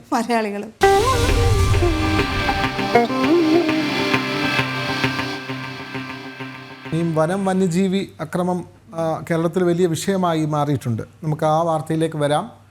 സംസ്ഥാനത്ത് വന്യമൃഗ സംഘർഷം രൂക്ഷമാകുമ്പോഴും അനങ്ങാപ്പാറ നയം സ്വീകരിക്കുകയാണ് സർക്കാർ. അടിക്കടി യോഗങ്ങൾ ചേരുന്നതല്ലാതെ പ്രായോഗികമായ ഒരു നടപടിയും കൈക്കൊള്ളുന്നില്ല. ഇക്കാരണത്താൽ ജനങ്ങൾ ഭീതിയിലുമാണ്. കാട്ടാനയും കടുവയും ഇറങ്ങി മനുഷ്യജീവനുകൾ പൊലിയുമ്പോഴും സർക്കാർ നടപടികൾ ഫയലിൽ മാത്രം ഒതുങ്ങുന്നു. സംസ്ഥാനത്ത് മനുഷ്യ വന്യമൃഗ സംഘർഷം രൂക്ഷമായ സാഹചര്യത്തിൽ സർക്കാരിനെതിരെ പ്രതിഷേധം ശക്തമാവുകയാണ്. എന്നിട്ടും വന്യമൃഗങ്ങളുടെ ആക്രമണങ്ങൾ തടയാൻ വേണ്ട നടപടികൾ സർക്കാർ തലത്തിൽ ഉണ്ടാകുന്നില്ല. മൃഗങ്ങൾ നാട്ടിലിറങ്ങി സാധാരണ ജനത്തിന്റെ ജീവനുകൾ എടുത്തിട്ടും അടിക്കടി യോഗങ്ങൾ ചേരുന്നതല്ലാതെ പ്രായോഗിക നടപടികൾ ഉണ്ടാകുന്നില്ലെന്നാണ് ആക്ഷേപം. മരണമുണ്ടാകുമ്പോൾ സഹായം പ്രഖ്യാപിക്കുകയും പ്രശ്നം ഒതുക്കി തീർക്കുകയുമാണ് പതിവ്. ഇതിനിടെ വനമന്ത്രി AK ശശീന്ദ്രന്റെ നേതൃത്വത്തിൽ ഇന്നലെ ഉന്നതതല യോഗം ചേർന്നിരുന്നു. യോഗത്തിൽ വന്യജീവി ആക്രമണത്തെ തടയാനായി കർമ്മ പദ്ധതി നടപ്പിലാക്കാൻ തീരുമാനിച്ചു. ഇതിനായി വനം വകുപ്പ് 10 മിഷനുകളും രൂപീകരിച്ചിട്ടുണ്ട്. എല്ലാ ഫോറസ്റ്റ് ഡിവിഷനുകളിലും ആനത്താരകൾ നിർമ്മിക്കാനും വന്യമൃഗങ്ങളുടെ സ്ഥിരം സഞ്ചാരപാതകൾ നിരീക്ഷിക്കുവാനും കർമ്മ പദ്ധതിയിൽ തീരുമാനമായി. അതേസമയം തീരുമാനങ്ങൾ എത്രത്തോളം നടപ്പിലാകുമെന്നാണ് ജനം ചോദിക്കുന്നത്. ജനം, തിരുവനന്തപുരം. അതെ, അങ്ങനെ തന്നെയാണ്. യോഗങ്ങൾ ഓരോ തവണയും വന്യജീവി ആക്രമണം ഉണ്ടാകുമ്പോൾ അടിയന്തരമായി യോഗം ചേരും. യോഗത്തിൽ ഇതൊക്കെ നമുക്ക് തടയണമെന്ന് തീരുമാനിച്ച് ചായ കുടിച്ച് പിരിയുകയാണ് ചെയ്യുന്നത്. വീണ്ടും അടിയന്തരമായ യോഗം അടുത്ത മരണത്തിന്റെ സമയത്ത്. ഇന്നലെ ഈ ഉന്നതതല യോഗം തീരുമാനിച്ചിരിക്കുന്നു ഉച്ചയ്ക്ക് ശേഷം എന്ന് പറയുമ്പോൾ തന്നെ ഒരു മരണം രാവിലെ പറയുന്നതാണ്. ഇന്ന് ഇപ്പോൾ നമ്മൾ വയനാട്ടിലെ ഒരു സിറ്റുവേഷനിലേക്ക് പോവുകയാണെങ്കിൽ, വയനാട്ടിൽ കാട്ടാന ആക്രമണത്തിൽ 2 ദിവസത്തിനിടെ 2 പേർ കൊല്ലപ്പെട്ട വാർത്തയാണ് നമുക്ക് ലഭിച്ചത്. കഴിഞ്ഞ ഒരു വർഷത്തിനിടത്തെ കണക്ക് നോക്കിയാൽ 5 പേർ ആകെ മരിച്ചു. 10 വർഷത്തിനിടെ 8 പേരെയാണ് കടുവ കൊന്നത്. എന്നാൽ നാളിതുവരെയായി ശാശ്വത പരിഹാരം കാണാൻ സർക്കാരിന് സാധിച്ചിട്ടില്ല. അർജുൻ PS ചേർന്ന് വിവരങ്ങളുമായി. അർജുൻ, എല്ലാ തവണയും ഓരോ ജീവൻ നഷ്ടപ്പെടുമ്പോഴും അവിടുത്തെ ജനങ്ങൾ ആവശ്യപ്പെടുന്നതും ശാശ്വതമായ ഒരു പരിഹാരം എന്നുള്ളതാണ്.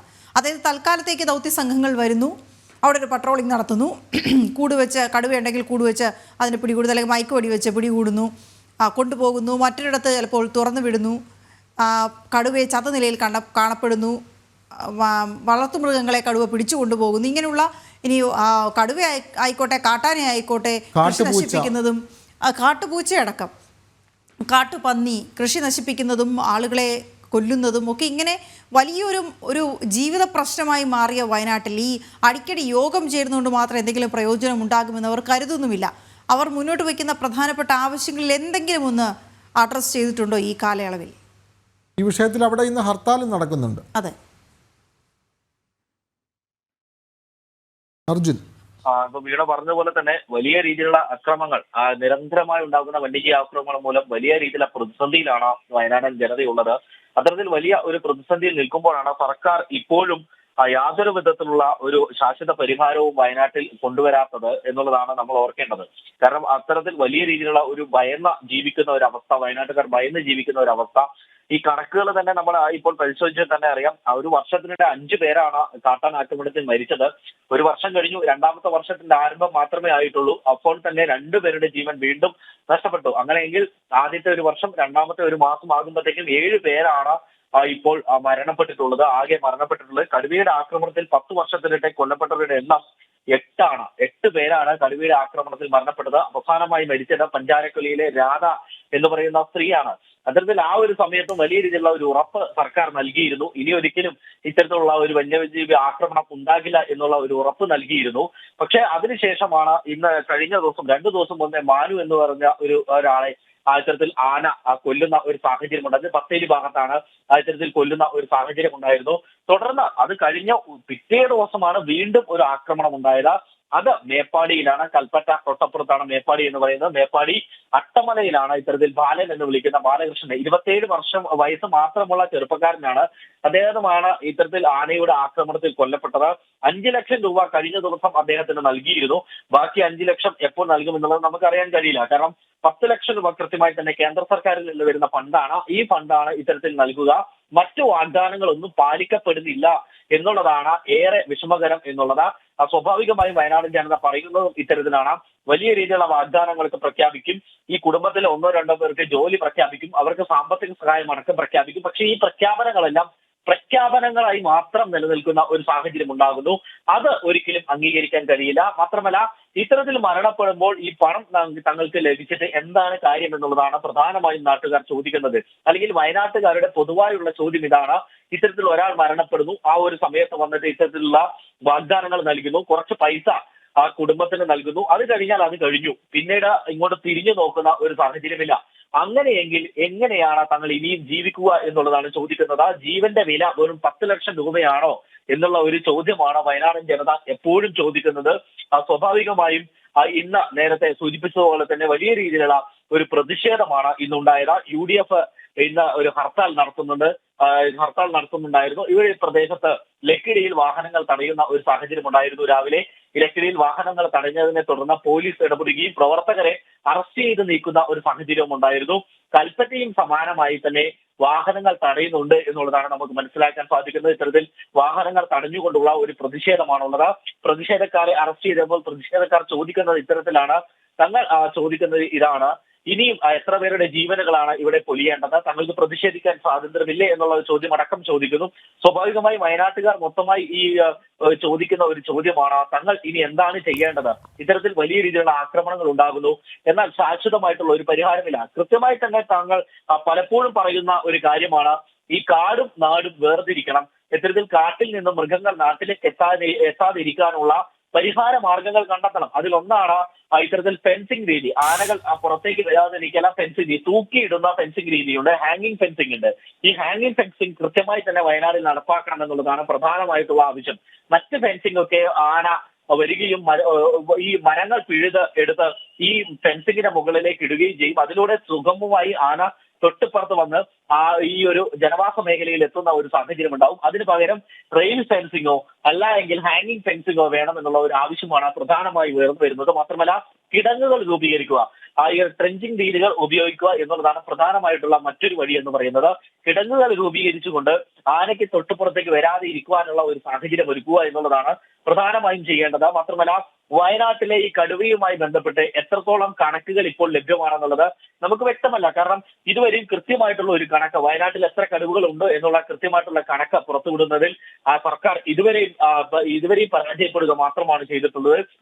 ഒരു 3-4 വർഷങ്ങൾ മുമ്പ് വരെ നമുക്ക് മനസ്സിലാക്കാൻ സാധിക്കുന്നത് വയനാട്ടിൽ ഉണ്ടാകേണ്ട കടുവകളേക്കാൾ കൂടുതൽ കടുവകൾ ഇപ്പോൾ ഉണ്ട്. അതായത് ഉൾക്കൊള്ളാൻ കഴിയുന്നതിനേക്കാൾ കൂടുതൽ കടുവകൾ കാടിനുള്ളിൽ ഉണ്ട് എന്നുള്ളതാണ് നമുക്ക് മനസ്സിലാക്കാൻ സാധിക്കുന്നത്. ഇത്തരത്തിൽ കടുവ പെരുകുന്നത് കൊണ്ടാണ് മാനുകളൊക്കെ പുറത്തേക്ക് വരികയും അത്തരത്തിൽ ഈ ജനവാസ കേന്ദ്രങ്ങളിലേക്ക് എത്തി അവരുടെ കൃഷിയൊക്കെ നശിപ്പിക്കുന്ന ഒരു സാഹചര്യം ഉണ്ടാവുകയും ചെയ്യുന്നത്. അത്തരത്തിൽ നിൽക്കുമ്പോഴാണ് കടുവകളൊക്കെ ഈ മാനിനെ തേടി പുറത്തേക്ക് വരികയും പിന്നീട് വളർത്തുമൃഗങ്ങളെ അടക്കം പിടികൂടുന്ന ഒരു സാഹചര്യം ഉണ്ടാവുകയും ചെയ്യും. സ്വാഭാവികമായും വളർത്തുമൃഗങ്ങളെ കടുവ പിടിക്കുമ്പോൾ കടുവയ്ക്ക് മനസ്സിലാകും തങ്ങൾക്ക് ഓടുകയോ ചാടുകയോ ചെയ്യാതെ തന്നെ എത്രയും ആയാസരഹിതമായി തന്നെ പിടികൂടാൻ കഴിയുന്ന ഒരു ജീവികളാണ് ഇത് എന്നുള്ളത് മനസ്സിലാക്കുകയും തുടർന്ന് ഈ വളർത്തുമൃഗങ്ങളെ ഭക്ഷിക്കുന്ന ഒരു സാഹചര്യം ഉണ്ടാവുകയും ചെയ്തു. അമരക്കുനിയിൽ നമ്മൾ കണ്ടതാണ്. പുൽപ്പള്ളി അമരക്കുനിയിൽ 10 ദിവസത്തിനിടെ 5 ആടുകളെയാണ് അവിടെ ഒരു കടുവ കൊന്നത്. അതിനുശേഷം കൂട്ടിലകപ്പെടുകയാണ് കടുവ ഉണ്ടായത്. അത്തരത്തിൽ പിന്നീട് ഇവ മനുഷ്യനെ അടക്കം അറ്റാക്ക് ചെയ്യുന്ന ആക്രമിക്കുന്ന സാഹചര്യം ഉണ്ടാകുന്നു. വലിയ രീതിയിലുള്ള ഒരു പ്രതിസന്ധിയാണ് വയനാടിനെ സംബന്ധിച്ചിടത്തോളം. അത് അജീഷ്, കഴിഞ്ഞ വർഷം കാട്ടാന ആക്രമണത്തിൽ മരണപ്പെട്ട അജീഷ് എന്ന് പറയുന്ന വ്യക്തിയുടെ കുടുംബത്തിന് ഇതുവരെയും സർക്കാർ പ്രഖ്യാപിച്ച സഹായങ്ങളൊന്നും ലഭിച്ചിട്ടില്ല എന്നുള്ളതാണ് ഏറെ വസ്തുത. വലിയ രീതിയിലുള്ള വാഗ്ദാനങ്ങളൊക്കെ നൽകിയിരുന്നു, കുടുംബത്തിലുള്ള ആളുകൾക്ക് ജോലി വാഗ്ദാനമൊക്കെ നൽകിയിരുന്നു. പക്ഷേ അതൊന്നും ഇതുവരെ നടന്നില്ല എന്നുള്ളതാണ് പ്രധാനമായിട്ടുള്ള ഒരു വസ്തുത എന്ന് പറയുന്നത്. ഈ പ്രധാനമായും ചില ഈ പണമൊക്കെ കൊടുക്കുന്നുണ്ട് എങ്കിൽ തന്നെയും അതൊക്കെ തന്നെ വലിയ പ്രതിഷേധങ്ങൾ ഉയർന്നു കഴിയുമ്പോൾ മാത്രമാണ് കൊടുക്കുന്നത് എന്നുള്ളതാണ് നമ്മൾ ഇവിടെ ചിന്തിക്കേണ്ടത്. മറ്റുള്ളവർക്ക് യാതൊന്നും ലഭിക്കുന്നില്ല. കഴിഞ്ഞ ദിവസം മരണപ്പെടുന്ന ഒരു വനവാസി യുവാവാണ്. 27 വയസ്സ് മാത്രമാണ് അദ്ദേഹത്തിനുള്ളത്. ബാലൻ എന്നാണ് അദ്ദേഹത്തിന്റെ പേര്. ഇത്തരത്തിൽ വനത്തോട് ചേർന്ന് കിടക്കുന്ന പ്രദേശമാണ്. പക്ഷേ തൊട്ടപ്പുറത്ത് തേയിലത്തോട്ടമാണ്. ആ തേയിലത്തോട്ടത്തിനുള്ളിലാണ് ഇത്തരത്തിൽ ആക്രമണം ഉണ്ടായത്. അതുകൊണ്ട് തന്നെ ഈ ഒരു വനത്തിൽ നിന്നും പുറത്തേക്ക് കാട്ടാനകളോ അല്ലെങ്കിൽ അത്തരത്തിൽ വന്യമൃഗങ്ങളോ എത്താത്ത രീതിയിൽ ഇവ വേർതിരിക്കുക എന്നുള്ളതാണ് ഏതായാലും പ്രതിഷേധമുണ്ട് ഇതിൽ. പക്ഷേ അത് പ്രതിഷേധിച്ചുകൊണ്ടൊരു ഹർത്താൽ നടക്കുമ്പോൾ ജനം രണ്ട് രീതിയിൽ പ്രതികരിക്കുന്നുണ്ട്. ഒന്ന്, ഈ ഒരു വശത്ത് വന്യജീവി സംഘർഷം ഇങ്ങനെ രൂക്ഷമായി നിൽക്കിനി മറ്റു വശത്ത് ഹർത്താലിന്റെ പ്രശ്നം കൂടി ഞങ്ങൾ സഹിക്കണോ എന്ന് പറയുന്ന ചോദ്യം കൂടി ഉയർത്തുന്നുണ്ട്. ആത്യന്തികമായി ഇത് മുഴുവൻ ജനങ്ങളെയാണ് ബാധിക്കുക. വന്യജീവി ആക്രമണം മൂലം അവർക്ക് ജീവിക്കാൻ കഴിയുന്നില്ല. അപ്പോൾ ഹർത്താൽ നടത്തിയാൽ ഈ പ്രശ്നമൊന്നും പരിഹരിക്കില്ല. ഹർത്താൽ നടത്തുമ്പോഴും ജനങ്ങളുടെ അവർക്ക് സഞ്ചരിക്കാനുള്ള സ്വാതന്ത്ര്യമൊക്കെ നിഷേധിക്കപ്പെടുകയാണ്.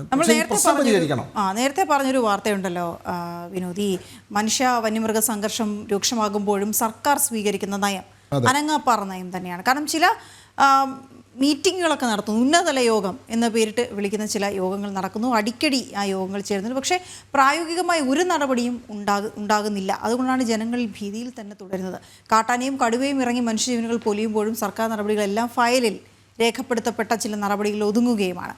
ഏതായാലും വനമന്ത്രിയുടെ വസതിയിൽ നിന്ന് പ്രശാന്ത് ശങ്കരമംഗലത്ത് ചേരുന്നുണ്ട്. പ്രശാന്ത്, ഈ വിഷയം വളരെ ഗൗരവത്തോടെ നമ്മൾ അഡ്രസ്സ് ചെയ്യേണ്ടതാണ്. ഈ അടുത്ത ദിവസങ്ങളിൽ അടുത്തടുത്ത ഈ 2 മരണങ്ങൾ സംഭവിച്ചതിൻ്റെ പശ്ചാത്തലത്തിൽ കൂടി. കാരണം ഉന്നതതല യോഗം ചേരാനിരിക്കുമ്പോൾ തന്നെ അടുത്ത മരണം റിപ്പോർട്ട് ചെയ്യപ്പെടുന്നു. ഇതിനെതിരെ വനമന്ത്രി അല്ലെങ്കിൽ ഇതിനോട് അനുബന്ധിച്ച് വനമന്ത്രി നിയമസഭയിലെടുത്ത നിലപാടുകളിൽ തന്നെ വലിയ പ്രതിഷേധമുണ്ടായിരുന്നു. അദ്ദേഹം ഉപയോഗിച്ച പല വാക്കുകളും പ്രശ്നമുണ്ടായിരുന്നു. അപ്പോൾ സർക്കാർ ഉന്നതതല യോഗം ചേരുകയും നടപടികൾ ഫയലിൽ എടുത്ത് വയ്ക്കുകയും ചെയ്യുന്നു ഒരു വശത്ത്. മറ്റൊരു വശത്ത് അദ്ദേഹം നടത്തിയ പ്രസ്താവനകൾ ഇങ്ങനെ ഇരിക്കുന്നു. അപ്പോൾ എന്താണ് ജനം പ്രതീക്ഷിക്കേണ്ടത് എന്ന് പറയുന്ന ഈ ഭയത്തിൽ നിന്ന് അവർ ഇങ്ങനെ ചോദിക്കുകയാണ്, ഞങ്ങൾ ഇനി എന്ത് ചെയ്യണം എന്നുള്ളത്. വിവരങ്ങൾ എന്താണ് പ്രശാന്ത്?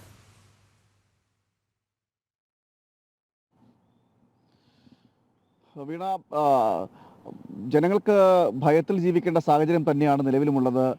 നടപടിക്രമങ്ങൾ എന്ത് എടുക്കുന്നു എന്നതിലൊന്നും കാര്യമായ ഒരു അതായത് സർക്കാരിൻ്റെ ഭാഗത്ത് നിന്ന് ഈ യോഗങ്ങൾ ചേരുന്നതല്ലാതെ കാര്യമായ മറ്റ് നടപടിക്രമങ്ങളൊന്നും സ്വീകരിക്കുന്നില്ല എന്നത് വളരെ ദൗർഭാഗ്യകരമായ കാര്യമാണ്. കാരണം ഇത്തരത്തിൽ പ്രതിരോധ നടപടികൾ സ്വീകരിക്കേണ്ട സമയത്ത് ആ പ്രതിരോധ നടപടികൾ സ്വീകരിക്കാതിരിക്കുമ്പോൾ ഉണ്ടാകുന്ന ബുദ്ധിമുട്ടെന്ന് പറയുന്നത് ജനങ്ങളുടെ ജീവനും സ്വത്തിനും ഭീഷണി ഉയർത്തുന്നു എന്നതാണ്. അതിന് യാതൊരു കുറവുമില്ല എന്നതാണ് ഏറ്റവും എടുത്തു പറയേണ്ടത്. നമ്മളൊരു ജില്ലകൾ മാത്രമോ അല്ലെങ്കിൽ ഒരു സ്ഥലം മാത്രമോ കേന്ദ്രീകരിച്ച് പറയേണ്ട ഒരു വിഷയമല്ല.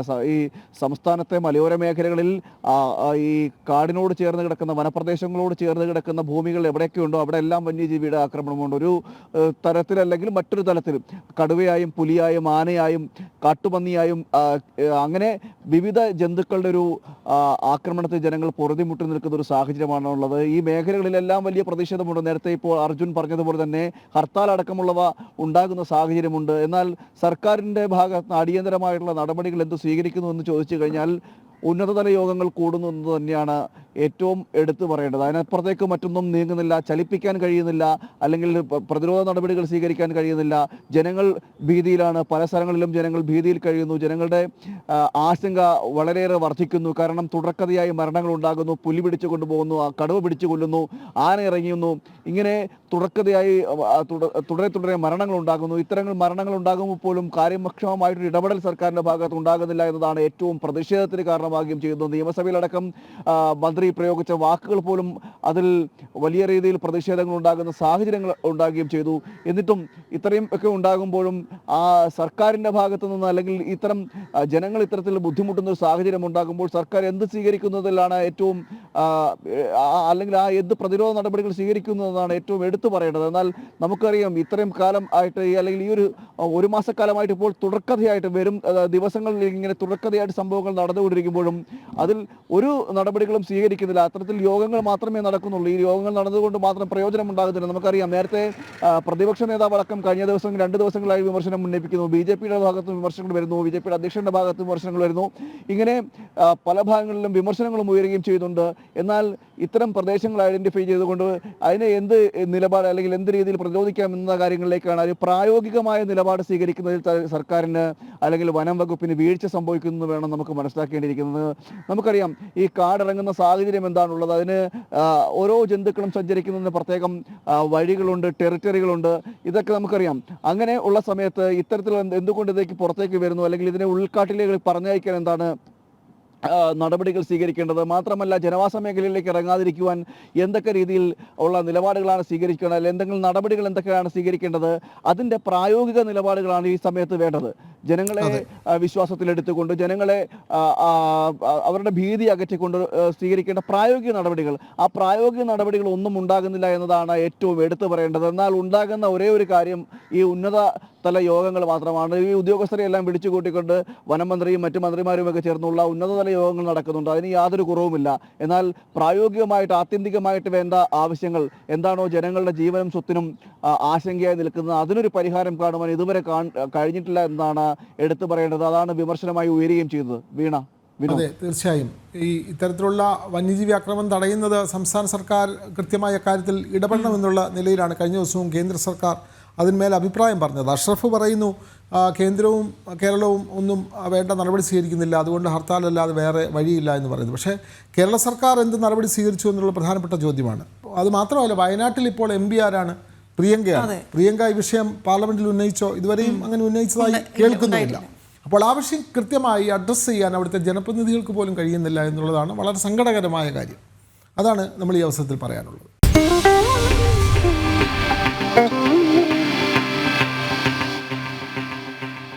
നമുക്ക് മറ്റ് വാർത്തകളിലേക്ക് വരാം.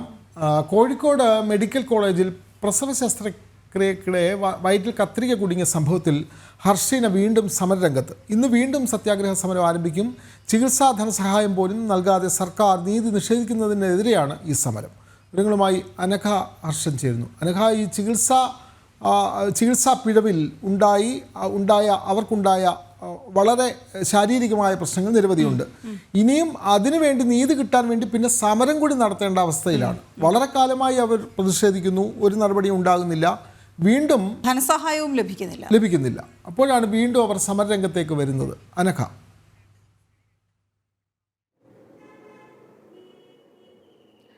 മെഡിക്കൽ കോളേജിന്റെ ഭാഗത്തു നിന്നുണ്ടായ ഗുരുതരമായ ഒരു പിഴവാണ് ഹർഷിനയ്ക്ക് സംഭവിച്ചിട്ടുള്ളത് എന്ന ഈ കൃത്യമായി തന്നെ തെളിഞ്ഞ കാര്യമാണ്. എന്നാൽ ഈ വിഷയത്തിൽ നിരന്തരം സമരമിരിക്കേണ്ട, താൻ അനുഭവിക്കുന്ന വേദന കൂടാതെ നിരന്തരം സമരമിരിക്കേണ്ട ഒരു ഗതികെട്ട അവസ്ഥയിലാണ് ഈ ഹർഷിന.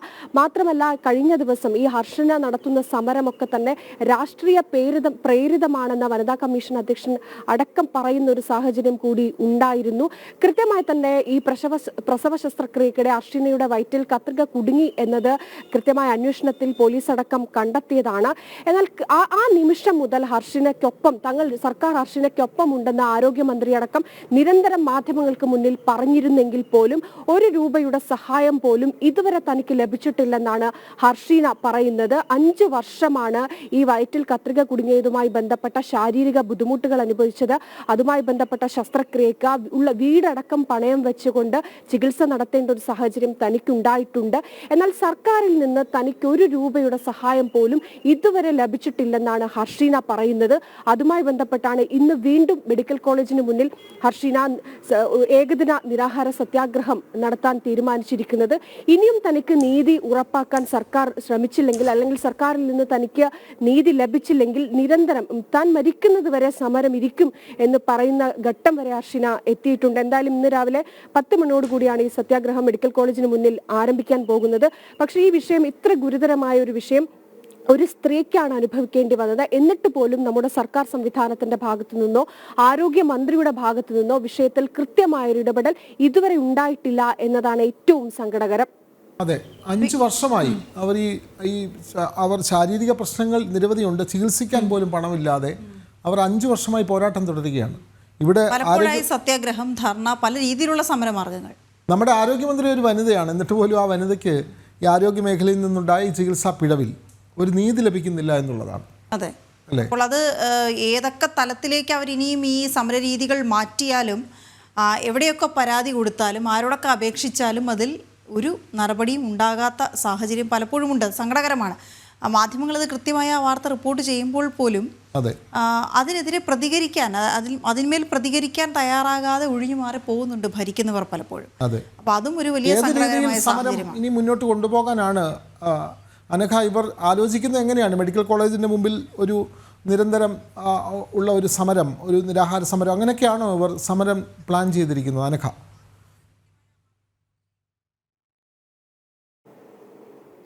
കൃത്യമായി തന്നെ തനിക്ക് സർക്കാരിൽ നിന്ന് കിട്ടേണ്ട നഷ്ടപരിഹാരമുണ്ട്. ആ നഷ്ടപരിഹാരം കിട്ടുന്നതുവരെ ഇനി അങ്ങോട്ട് സമരം ഇരിക്കാൻ തന്നെയാണ് ഹർഷിനയുടെയും കുടുംബത്തിന്റെയും ഭാഗത്തു നിന്നുണ്ടാകുന്ന നീക്കം. കാരണം ആ രീതിയിലേക്ക് സാമ്പത്തികമായി തകർന്ന അവസ്ഥയിലേക്ക് ആ കുടുംബം എത്തിയിട്ടുണ്ട്. കാരണം ഈ ഹർഷിനയ്ക്ക് ഇതുവരെ 5 വർഷത്തോളം കൃത്യമായ ചികിത്സ വേണ്ടി വന്നിരുന്നു. അതിനിടയിൽ വിവിധ ഘട്ടങ്ങളിൽ ശസ്ത്രക്രിയ നടത്തേണ്ട സാഹചര്യം ഉണ്ടായിട്ടുണ്ട്. ഇതിനൊക്കെ വലിയ രീതിയിലുള്ള ലക്ഷങ്ങളാണ് തങ്ങൾക്ക് ചെലവഴിക്കേണ്ടി വന്നിരിക്കുന്നത് എന്നാണ് ഹർഷിനയുടെ കുടുംബം പറയുന്നത്. ഏറ്റവും സാധാരണക്കാരായ കുടുംബമാണ്. ഹർഷിനയ്ക്ക് മറ്റ് മക്കളുണ്ട്. ഇവരുടെ പഠനം ഇതെല്ലാം തന്നെ വഴിമുട്ടിയ ഏറ്റവും ഗതികെട്ട ഒരു അവസ്ഥയിലാണ് തങ്ങൾ ഇപ്പോൾ എത്തി നിൽക്കുന്നത് എന്നാണ് ഹർഷിന പറയുന്നത്. തങ്ങളുടെ ഭാഗത്തു നിന്ന് വന്ന ഒരു പിഴവല്ല, തങ്ങൾക്ക് കൃത്യമായി തന്നെ സർക്കാരിന്റെ മെഡിക്കൽ കോളേജിന്റെ ഭാഗത്തു നിന്ന് വന്ന ഗുരുതര ചികിത്സാ പിഴവിന്റെ ഭാഗമായി തനിക്ക് അനുഭവിക്കേണ്ടി വന്ന ഏറ്റവും സങ്കടകരമായ ഒരു അവസ്ഥയാണ്. എന്നിട്ട് പോലും സർക്കാർ തന്റെ കാര്യത്തിൽ ഒരു തിരിഞ്ഞു നോട്ടം ഉണ്ടാകുന്നില്ല എന്നതാണ് ഹർഷിന പറയുന്നത്. കൃത്യമായ ഒരു നഷ്ടപരിഹാരം അത് താൻ അർഹതപ്പെട്ടതാണ്. താൻ ഏതെങ്കിലും തരത്തിൽ സർക്കാരിന്റെ ഔദാര്യത്തിനായിട്ടല്ല സർക്കാരിന്റെ മുന്നിൽ നിൽക്കുന്നത്. ആ നഷ്ടപരിഹാരം നൽകാൻ എന്തുകൊണ്ടാണ് ആരോഗ്യമന്ത്രിക്ക് കഴിയാതെ പോകുന്നത് എന്നൊരു ചോദ്യമാണ് ഇവിടെ ഉയരുന്നത്. മറ്റൊന്ന്, ഇത്തരത്തിൽ കോഴിക്കോട് മെഡിക്കൽ കോളേജിനെതിരെ നിരന്തരം ചികിത്സാ പിഴവുകൾ ഉയരുന്ന ഒരു സാഹചര്യമുണ്ട്. മറ്റടിസ്ഥാന സൗകര്യങ്ങളുടെ വിഷയമുണ്ട്. എന്നിട്ട് പോലും ആരോഗ്യമന്ത്രിയുടെ ഭാഗത്ത് നിന്ന് കൃത്യമായൊരു ഇടപെടൽ ഉണ്ടാകുന്നില്ല എന്നതാണ് വസ്തുത.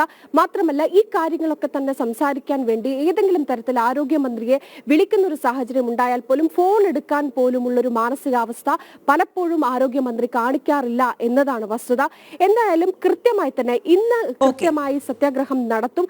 അതിനുശേഷവും ഒരു നടപടിയും സംസ്ഥാന സർക്കാരിന്റെ ആരോഗ്യമന്ത്രിയുടെ ഭാഗത്ത് നിന്ന് ഉണ്ടായിട്ടില്ലെങ്കിൽ വരും ദിവസങ്ങളിലൊക്കെ തന്നെ സമരവുമായി മുന്നോട്ട് പോകാൻ തന്നെയാണ് ഹർഷിനയുടെയും കുടുംബത്തിന്റെയും ഭാഗത്തുനിന്നുള്ള ഇനിയുള്ള നീക്കം. നമുക്ക് അന്താരാഷ്ട്ര വാർത്തയിലേക്ക് ഒന്നുകൂടി പോകേണ്ടതുണ്ട്. അമേരിക്കൻ പ്രസിഡന്റ് ഡൊണാൾഡ് ട്രംപുമായുള്ള നിർണായക കൂടിക്കാഴ്ചയ്ക്കായി പ്രധാനമന്ത്രി നരേന്ദ്രമോദി വാഷിംഗ്ടണിൽ എത്തിയിരിക്കുന്നു. ഇതിനു മുന്നോടിയായി US national intelligence director Tulsi ഗബ്ബാർഡുമായി അദ്ദേഹം കൂടിക്കാഴ്ച നടത്തി. ഇരു രാജ്യങ്ങളും തമ്മിലുള്ള സൗഹൃദമായിരുന്നു കൂടിക്കാഴ്ചയിലെ പ്രധാന ചർച്ചയെന്ന് പ്രധാനമന്ത്രി എക്സിൽ കുറിച്ചു. നേരത്തെ ആൻഡ്രൂസ് വിമാനത്താവളത്തിലെത്തിയ പ്രധാനമന്ത്രിക്ക് ഊഷ്മള സ്വീകരണമാണ് ലഭിച്ചത്.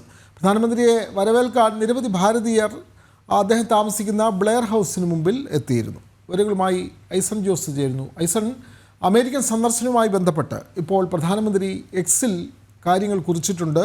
വളരെയധികം പ്രാധാന്യമുള്ള സന്ദർശനമാണ് ഇത്തവണ ഡൊണാൾഡ് ട്രംപുമായി നടക്കുന്നത്. കൂടുതൽ വിവരങ്ങൾ ഐസൺ.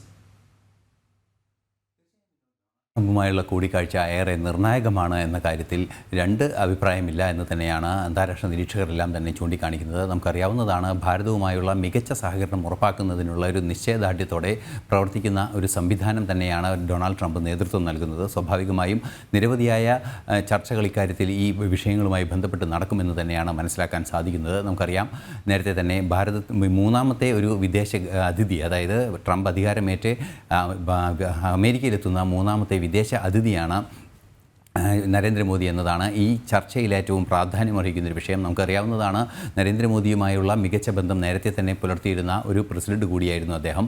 സ്വാഭാവികമായും ഇത്തരത്തിലുള്ള ചർച്ചകൾ, അതായത് ഭാരതവും അമേരിക്കയും ചേർന്ന് ശക്തമായ രീതിയിലുള്ള മുന്നേറ്റങ്ങൾ നടത്തുന്നതിനുള്ള ചർച്ചകൾ, അത് വാണിജ്യ രംഗത്തും അതുപോലെ തന്നെ നയതന്ത്ര രംഗങ്ങളിലായാലും അതുപോലെ യുദ്ധരംഗങ്ങളിലായാലും അത്തരത്തിലുള്ള ലോകസമാധാനവുമായി ബന്ധപ്പെട്ട വിഷയങ്ങളിലായാലും കാര്യമായ ചർച്ചകൾ ഉണ്ടാകുമെന്ന് തന്നെയാണ് മനസ്സിലാക്കാൻ സാധിക്കുന്നത്. ഏറെ പ്രാധാന്യത്തോടെ ഈ കുടിയേറ്റ വിഷയം അല്ലെങ്കിൽ അനധികൃത കുടിയേറ്റക്കാരെ തിരിച്ചയക്കുന്ന വിഷയം കൈകാര്യം ചെയ്യുമെന്ന് തന്നെ നമുക്ക് മനസ്സിലാക്കാനും സാധിക്കുന്നുണ്ട്. മറ്റൊരു പ്രധാന വിഷയം എടുത്തു പറയേണ്ടത് ഇന്ത്യ അമേരിക്ക ചർച്ചകളിൽ പ്രാധാന്യമായും ഇടപിടിക്കാൻ സാധ്യതയുള്ളത് വാണിജ്യ വിഷയങ്ങൾ തന്നെയായിരിക്കും. ആ വാണിജ്യ വിഷയങ്ങളിൽ ഇന്ത്യയുടെ വാണിജ്യ അതായത് ട്രേഡ് ഡെഫിസിറ്റ്, അതായത് അമേരിക്കയും ഭാരതവും തമ്മിലുള്ള ആ എക്സ്പോർട്ട് ഇമ്പോർട്ട് ഡെഫിസിറ്റ് കൂടി കാര്യക്ഷമമായി കുറയ്ക്കുക എന്ന ലക്ഷ്യം ഭാരതത്തിനുണ്ട്. ഇതിൻ്റെ ഭാഗമായി കാര്യമായ ഒരു ഇടപെടൽ പ്രധാനമന്ത്രിയുടെ ഭാഗത്തു നിന്നുണ്ടാവുകയും അമേരിക്കയിലെ മാർക്കറ്റ് കൂടുതൽ ശക്തമായി ഭാരതത്തിന് തുറന്നു ലഭിക്കാനുള്ള ഒരു വാണിജ്യോദ്ദേശത്തോടു കൂടിയുള്ള ഇടപെടലുകളും ധാരണകളും ഉണ്ടാകുമെന്നാണ് അറിയാൻ സാധിക്കുന്നത്. മറ്റൊരു പ്രധാന രംഗം പ്രതിരോധമാണ്.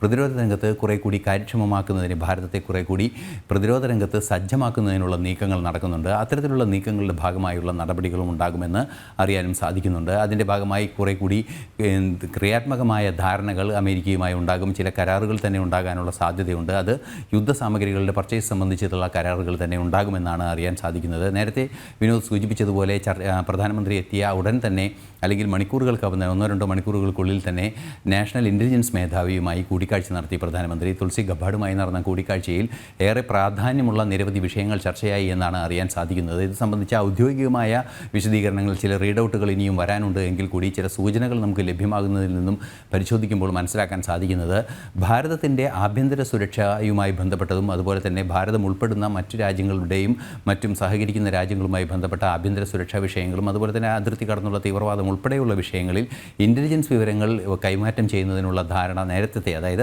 ഈ കഴിഞ്ഞ തവണ അല്ലെങ്കിൽ പ്രധാനമന്ത്രി അമേരിക്ക സന്ദർശിച്ച വേളയിലെല്ലാം തന്നെ വിവിധ കരാറുകൾ ഇത് സംബന്ധിച്ചുണ്ടായിരുന്നു. ഇതിൻ്റെ ഭാഗമായുള്ള ചില നടപടിക്രമങ്ങൾ ഉടൻ ആരംഭിക്കാമെന്നൊരു നിലപാട് കൂടിയുണ്ട്. നമുക്കറിയാവുന്നതാണ് ഭാരതം നേരിടുന്ന അതിർത്തി കടന്നുള്ള ഭീകര പ്രവർത്തനത്തെ കൃത്യമായി ചെറുക്കുന്നതിനെ കുറെ കൂടി കാര്യക്ഷമമായ ഇടപെടൽ നടത്താൻ അമേരിക്കൻ ഇൻ്റലിജൻസ് സംവിധാനങ്ങൾക്ക് അതിൻ്റെ വിവരങ്ങൾ കൈമാറാൻ സാധിക്കും.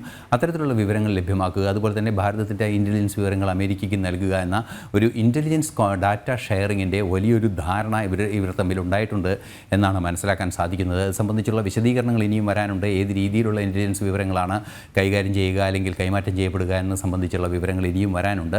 നിലവിലെ സാഹചര്യത്തിൽ ഇപ്പോൾ നമുക്ക് മനസ്സിലാക്കാൻ സാധിക്കുന്നത് ഇൻ്റലിജൻസ് വിഷയങ്ങൾ കൈമാറ്റം ചെയ്യുന്നത് സംബന്ധിച്ച് വിശാലമായ ചർച്ചകൾ നടന്നുവെന്ന് തന്നെയാണ്. ഇനി ട്രംപുമായുള്ള കൂടിക്കാഴ്ചയ്ക്ക് ശേഷം കൂടുതൽ നടപടികൾ ഇക്കാര്യത്തിൽ ഉണ്ടാവുകയും ധാരണകൾ ഒപ്പുവയ്ക്കുകയും ചെയ്യുമെന്നാണ് മനസ്സിലാക്കാൻ സാധിക്കുന്നത്. ഒരു ആക്സലറേറ്റഡ് മൂവ്മെൻ്റ് ആയിരിക്കും ഉണ്ടാവുക എന്നാണ് അറിയാൻ സാധിക്കുന്നത്.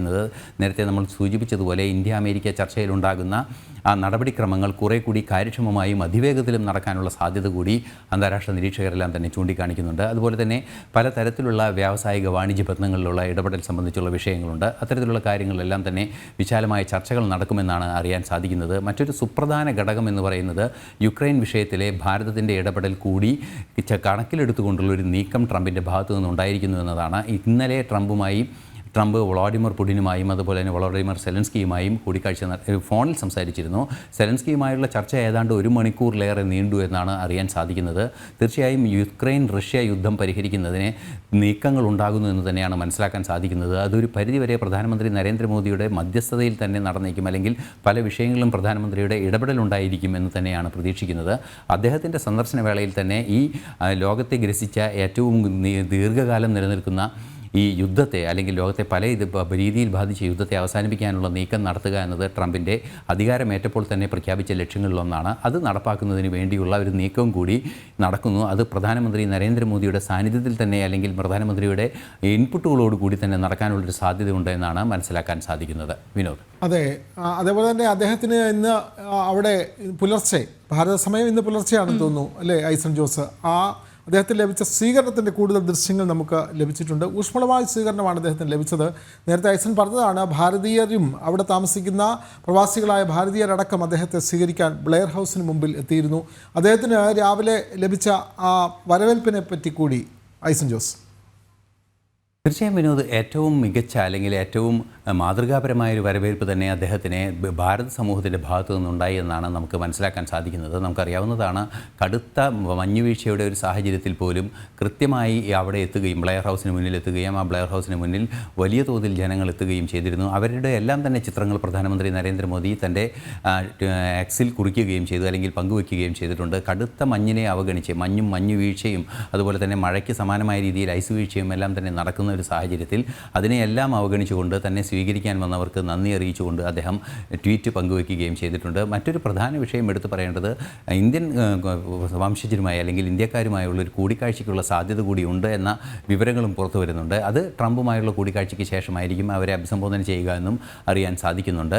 ഏറെ ഊഷ്മളമായൊരു സ്വീകരണം അമേരിക്കൻ സ്റ്റേറ്റിൻ്റെ ഭാഗത്തു നിന്നായാലും, അതായത് ഔദ്യോഗിക സ്വീകരണത്തിൻ്റെ ഭാഗത്തു നിന്നായാലും അത്തരത്തിൽ പരിശോധിക്കുമ്പോഴും ഇന്ത്യൻ ജനസമൂഹവും അദ്ദേഹത്തിന് നൽകി എന്നതാണ് യാഥാർത്ഥ്യം. ഓക്കെ, ശരി, നമുക്ക് ആ ദൃശ്യങ്ങൾ കൂടി ഒന്ന് കാണാം. ഐസൻ,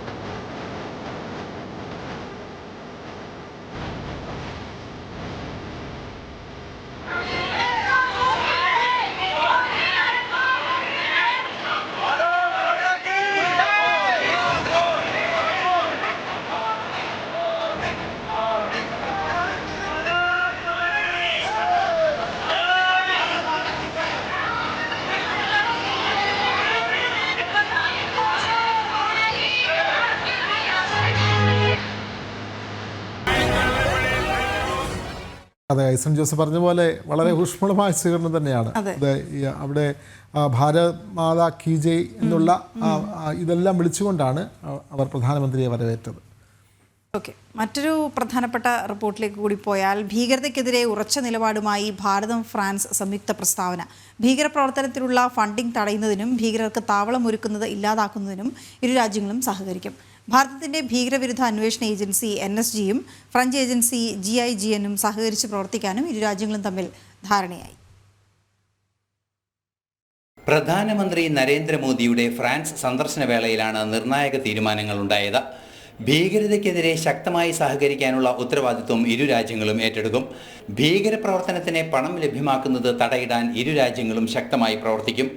ഭീകരതയ്ക്ക് ഫണ്ട് ലഭ്യമാക്കുന്നതിനെ പ്രതിരോധിക്കുന്നതിന് ഫിനാൻഷ്യൽ ആക്ഷൻ ടാസ്ക് ഫോഴ്സിന്റെ മാനദണ്ഡങ്ങൾ കർശനമായി പാലിക്കാനും ഇരു രാജ്യങ്ങളും തമ്മിൽ ധാരണയായി.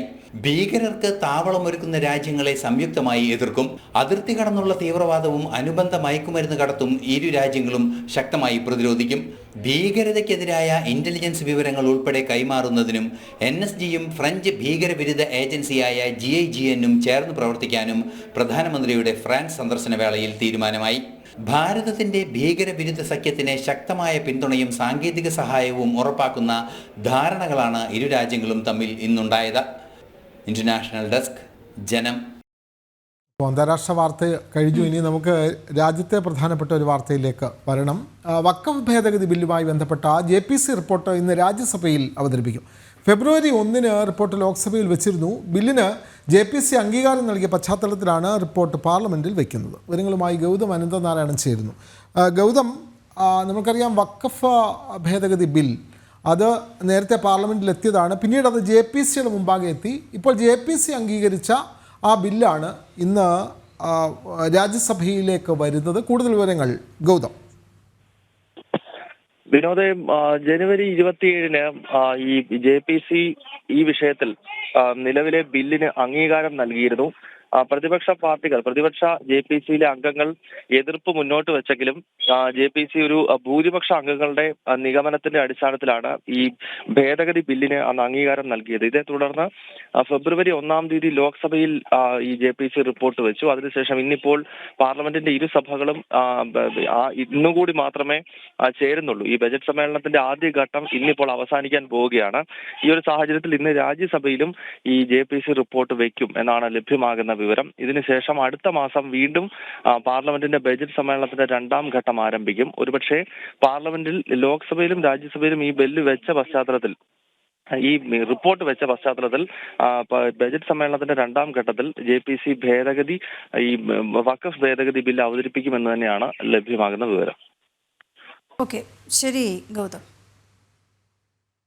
ഇന്ന് വഖഫ് ബിൽ രാജ്യസഭയിലെത്തുന്നു. വളരെ പ്രധാനപ്പെട്ട ഒരു വാർത്ത തന്നെയാണ്. തൃശൂർ കുന്നംകുളം പഴുന്നാനിയിൽ RSS പ്രവർത്തകന് വെട്ടേറ്റു. കുന്നംകുളം പഴുന്നാനിയിൽ പൊടിയട വീട്ടിൽ ഷിബുവിനാണ് വെട്ടേറ്റത്. പഴുന്നാന സെൻട്രൽ വെച്ച് 6-അംഗ സംഘമാണ് ഷിബുവിനെ വെട്ടിപ്പരിക്കേൽപ്പിച്ചത്. കുന്നംകുളം പോലീസ് അന്വേഷണം ആരംഭിച്ചു.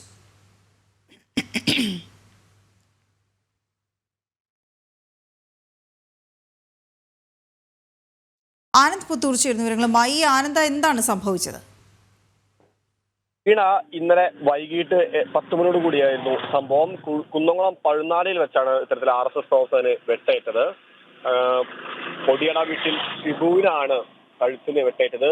പരിക്ക് അല്പം ഗുരുതരമായതിനെ തുടർന്ന് ആദ്യം ഇദ്ദേഹത്തെ കുന്നംകുളത്തെ സ്വകാര്യ ആശുപത്രിയിൽ പ്രവേശിപ്പിച്ചിരുന്നു. പിന്നീട് മാറ്റി തൃശ്ശൂരിലേക്ക് മാറ്റിയിട്ടുണ്ട്. ഈ ലഹരി മാഫിയയാണ് ഇതിന് പിന്നിലെന്നാണ് നമുക്ക് ലഭിക്കുന്ന സൂചന.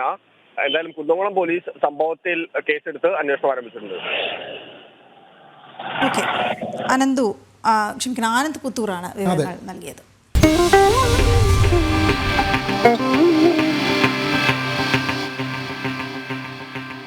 പാലക്കാട് എലപ്പുള്ളി പഞ്ചായത്തിലെ അവിശ്വാസ വോട്ടെടുപ്പിൽ നിന്ന് വിട്ടുനിൽക്കുമെന്ന്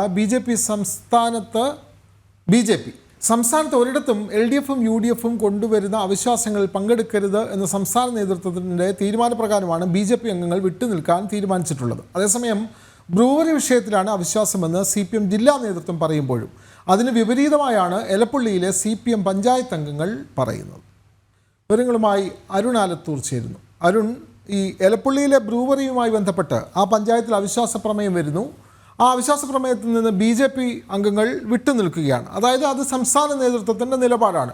UDFോ LDFോ ഒരു അവിശ്വാസ പ്രമേയം കൊണ്ടുവന്നാൽ അതിനെ ഒന്നും പിന്തുണയ്ക്കാതെ മാറി നിൽക്കണമെന്നുള്ള നിലപാട്. പക്ഷേ CPM ഇക്കാര്യത്തിൽ ഇരട്ടത്താപ്പ് നയം സ്വീകരിക്കുന്നു. ജില്ലാ നേതൃത്വം പറയുന്നു ഈ എലപ്പുള്ളിയിലെ ബ്രൂവറി വിഷയം തന്നെയാണ് അവിശ്വാസത്തിന് കാരണമാകുന്നത് എന്ന് പറയുന്നു. പക്ഷേ പ്രാദേശിക ഘടകം, അവിടുത്തെ പഞ്ചായത്ത് അംഗങ്ങൾ ഇതല്ലല്ലോ പറയുന്നത്. എന്താണ് കൂടുതൽ വിവരങ്ങൾ? വിനോദ്, നാളെയാണ് ഈ CPM കൊണ്ടുവന്നിട്ടുള്ള അവിശ്വാസ പ്രമേയത്തിലെ വോട്ടെടുപ്പ് പാലക്കാട് എലപ്പുള്ളി പഞ്ചായത്തിൽ നടക്കുന്നത്. ഏതായാലും ഈ വോട്ടെടുപ്പിൽ നിന്ന് വിട്ടുനിൽക്കാനാണ് BJPയുടെ തീരുമാനം.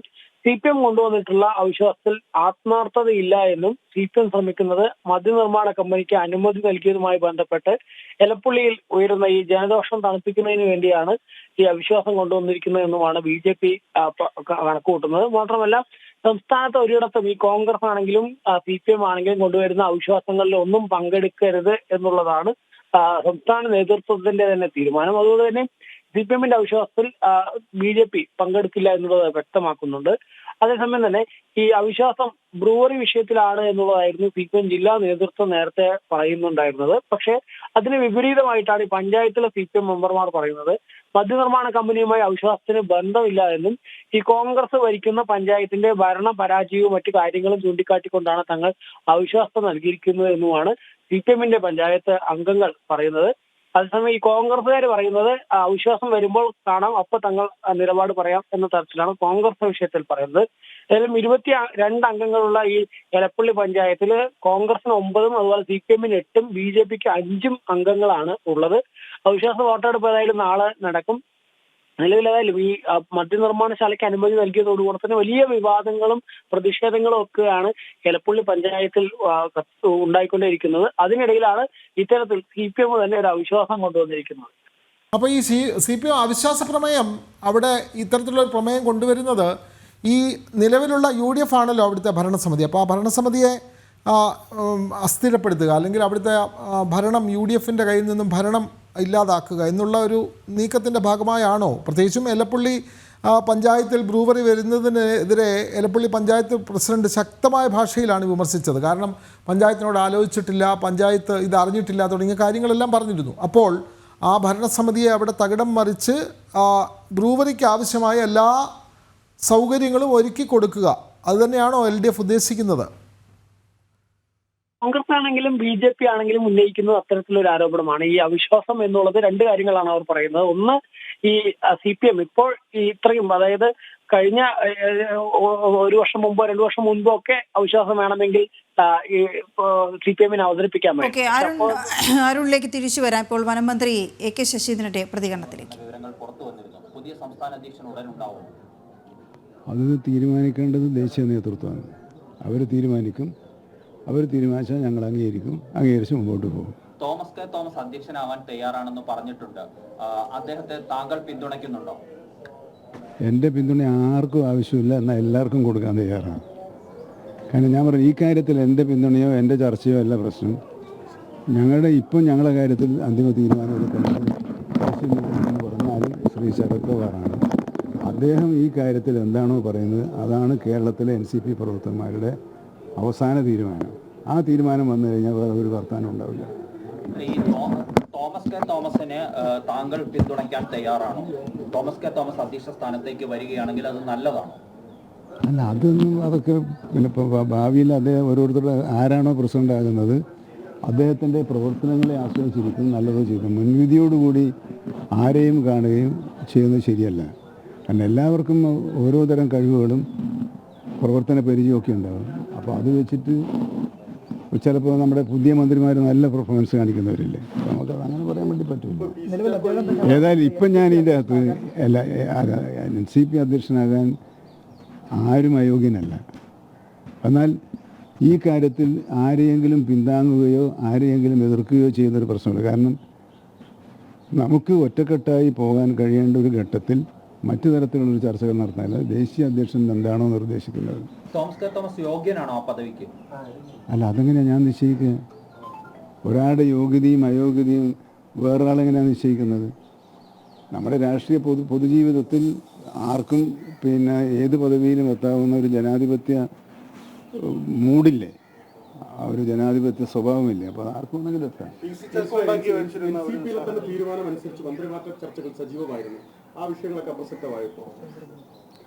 അത് നേരത്തെ സ്ഥാനമൊഴിഞ്ഞ അധ്യക്ഷൻ തന്നെ പറഞ്ഞിട്ടുണ്ടല്ലോ, ആ പ്രശ്നം തീർന്നു. മുഖ്യമന്ത്രിയുടെ നിലപാട് അറിഞ്ഞതിന് ശേഷം പിന്നെ അത് വേണ്ട എന്ന് വെച്ചു എന്ന് അദ്ദേഹം തന്നെ പറഞ്ഞിട്ടുണ്ടല്ലോ.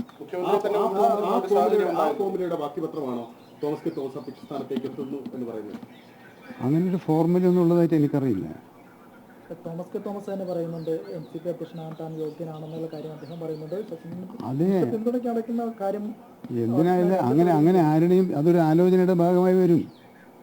ആലോചിക്കുന്ന സമയത്താണല്ലോ നമ്മൾ എന്ത് വേണം എന്ത് വേണ്ടെന്ന് പറയല്. ഒരു ജനാധിപത്യപരമായ കൂടിയാലോചനകളിലൂടെ അതുണ്ടാവുള്ളൂ, അല്ലെങ്കിൽ അഖിലേന്ത്യാ പ്രസിഡന്റ് നിശ്ചയിക്കും. അല്ല, ഒരു കൂടിയാലോചനയും ഇല്ലാതെ PC ചാക്കോ രാജിവെച്ച് ഇറങ്ങിപ്പോയത് ശരിയായോ?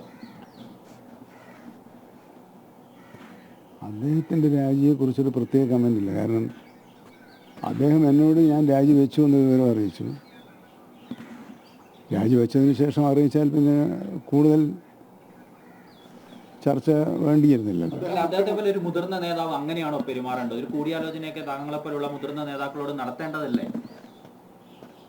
അല്ലാതെ ഓരോ വ്യക്തിക്കും അതാത് സമയത്തെയും കാലത്തിൻ്റെയും പ്രശ്നം അനുസരിച്ച് ഒരു തീരുമാനം എടുക്കേണ്ടി വരും. അത് ചിലപ്പോൾ പെട്ടെന്ന് എടുക്കേണ്ടി വരും. ആ പെട്ടെന്നൊരു തീരുമാനമെടുക്കാനുള്ളൊരു പ്രേരണയുണ്ടായാൽ അതിനുവേണ്ടി കാത്തു നിന്ന് ചർച്ച ചെയ്ത് സമയം കളയേണ്ട ഒരു സാഹചര്യം ഉണ്ടാവില്ലേ? മുഖ്യമന്ത്രിയെ തന്നെ അദ്ദേഹം വിമർശിക്കുന്ന നിലയിലേക്ക് നെഞ്ചു നോക്കി പറയാനുള്ള അത് ഞാൻ നിങ്ങളാണ് അങ്ങനെ കാണുന്നത്. അദ്ദേഹം സംസാരിച്ചത് എവിടെയാ?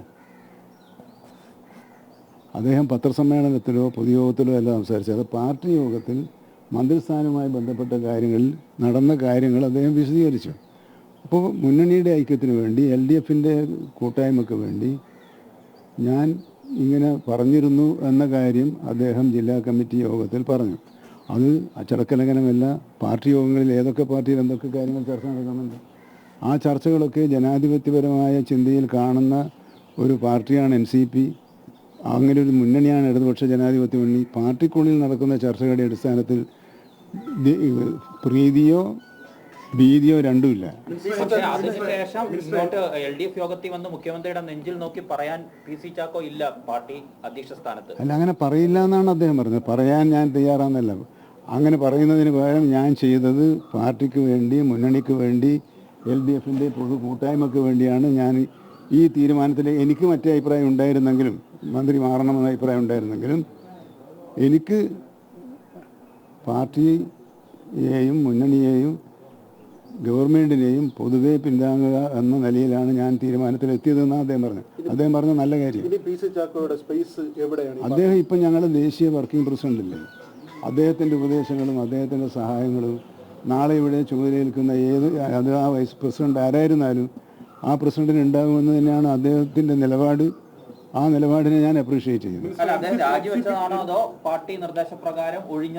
അല്ല, അദ്ദേഹം സ്വമേധയാ രാജിവെച്ചതാണ്. സമവാക്യങ്ങൾ മാറി വരികയാണ്. അങ്ങയുടെ മന്ത്രി സ്ഥാനം മാറ്റി ആ മന്ത്രിപദത്തിലേക്ക് എത്തണമെന്ന് പറയുന്ന ആൾ സംസ്ഥാന അധ്യക്ഷനാകുന്നു, അങ്ങേ പിന്തുണയ്ക്കുന്നു. അധ്യക്ഷനായോ? അല്ല ആരും ആവില്ല. അല്ല, ഞാൻ പറഞ്ഞല്ലോ, ഞാൻ ആവില്ല എന്ന് ഞാൻ ചിന്തിക്കുന്നേ ഇല്ല. ആരായാലും ചാക്കോ വരണമെന്നാണ് ആഗ്രഹം. അങ്ങനെയല്ലോ, ചാക്കോ വരുന്ന ഞാൻ ആരായാലും എന്ന് പറഞ്ഞാൽ ആർക്കും ആവാലോ.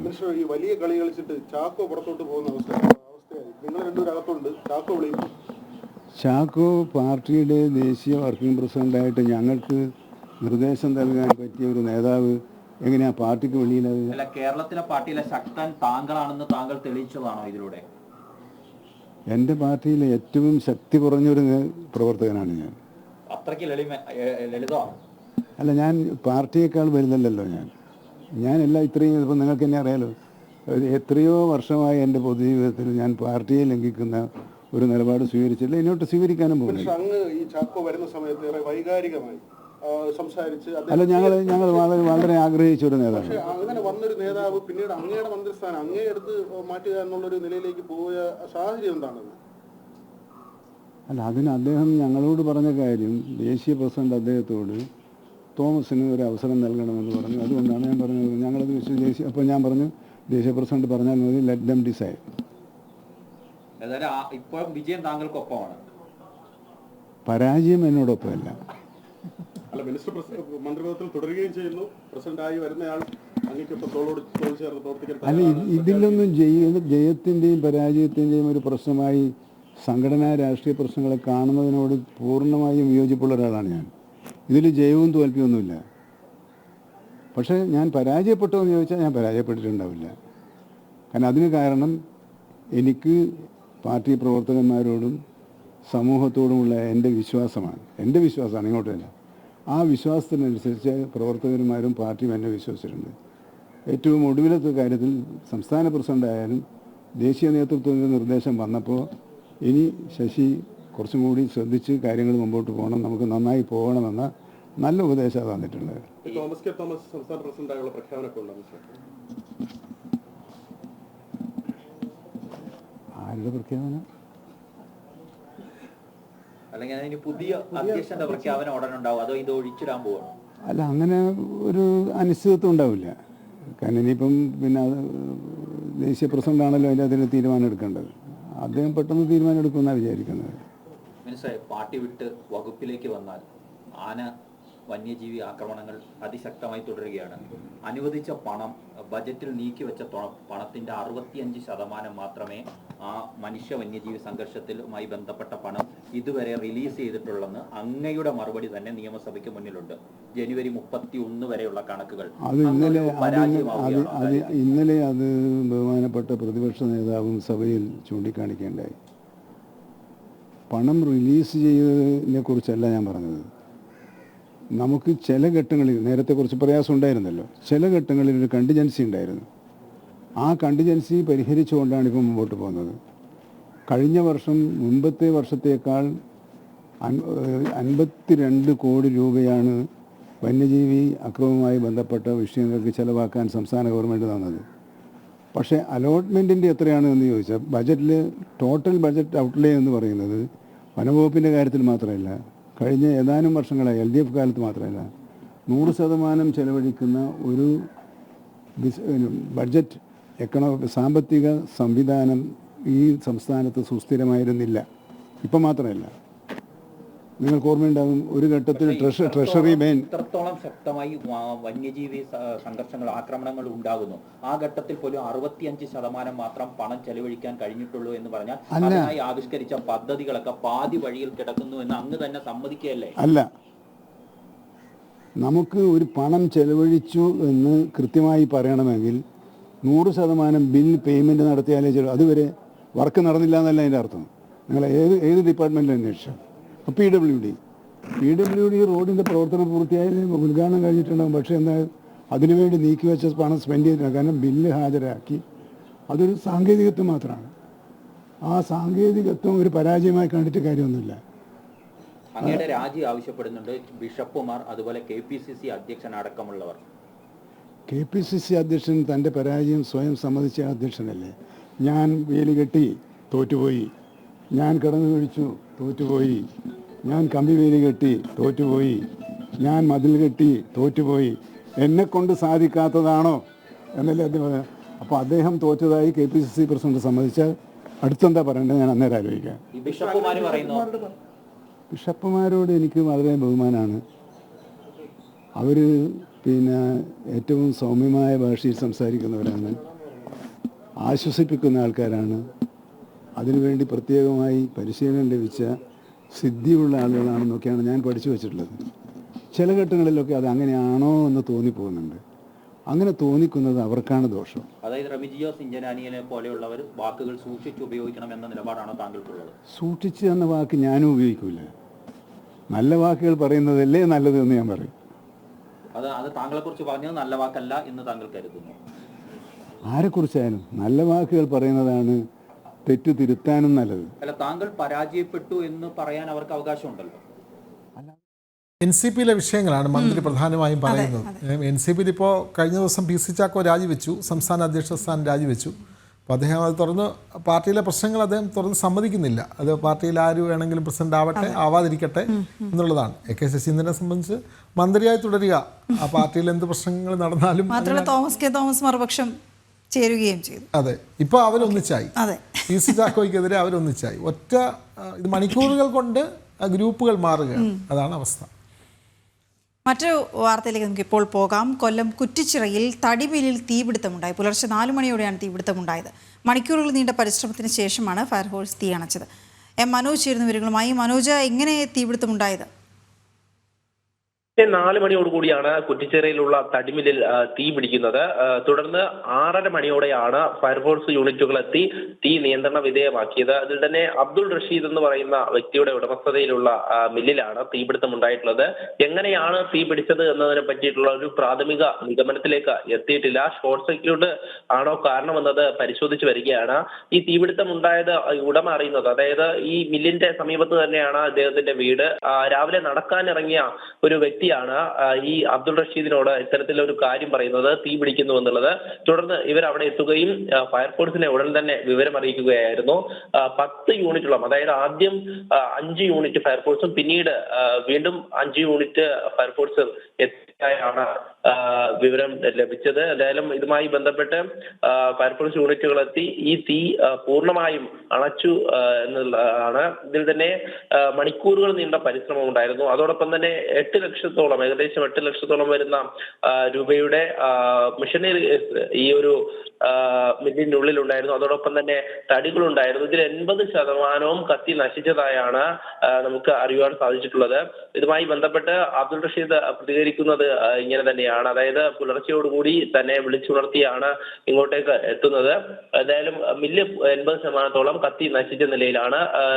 കൃത്യമായി അഗ്നിശമന സേനയുടെ ഇടപെടൽ കാരണം മറ്റ് അപകടങ്ങളൊന്നും ഉണ്ടായിട്ടില്ല. ഓക്കെ, നമ്മൾ നേരത്തെ പറഞ്ഞ NCP വിഷയങ്ങൾ തന്നെയാണ്. Thomas K Thomas, Kuttanad MLA Thomas K Thomas NCP MLA ആണ്, മാധ്യമങ്ങളെ കാണുന്നത്. ഇതൊന്നും ആരും പറഞ്ഞിട്ടില്ല. ശശീന്ദ്രൻ്റെ പിന്തുണ എനിക്ക് എന്തിനുണ്ടെന്നോ, നിയമസഭയിലുണ്ടെന്നോ വെടിയിലുണ്ടെന്നോ, ശശീന്ദ്രന് ഞാനുമായിട്ട് ഇന്നുവരെ ഒരു പ്രശ്നമില്ല എന്ന് ഞാൻ നേരത്തെ നിങ്ങളോടെല്ലാവരും പിന്നെ അല്ലാതെ തീരുമാനിക്കേണ്ട ശശീന്ദ്രനോ ഞാനോ ചോക്കോ ഇല്ല തീരുമാനിക്കേണ്ടത്. തീരുമാനിക്കേണ്ട ശരത് പവാറാണ്.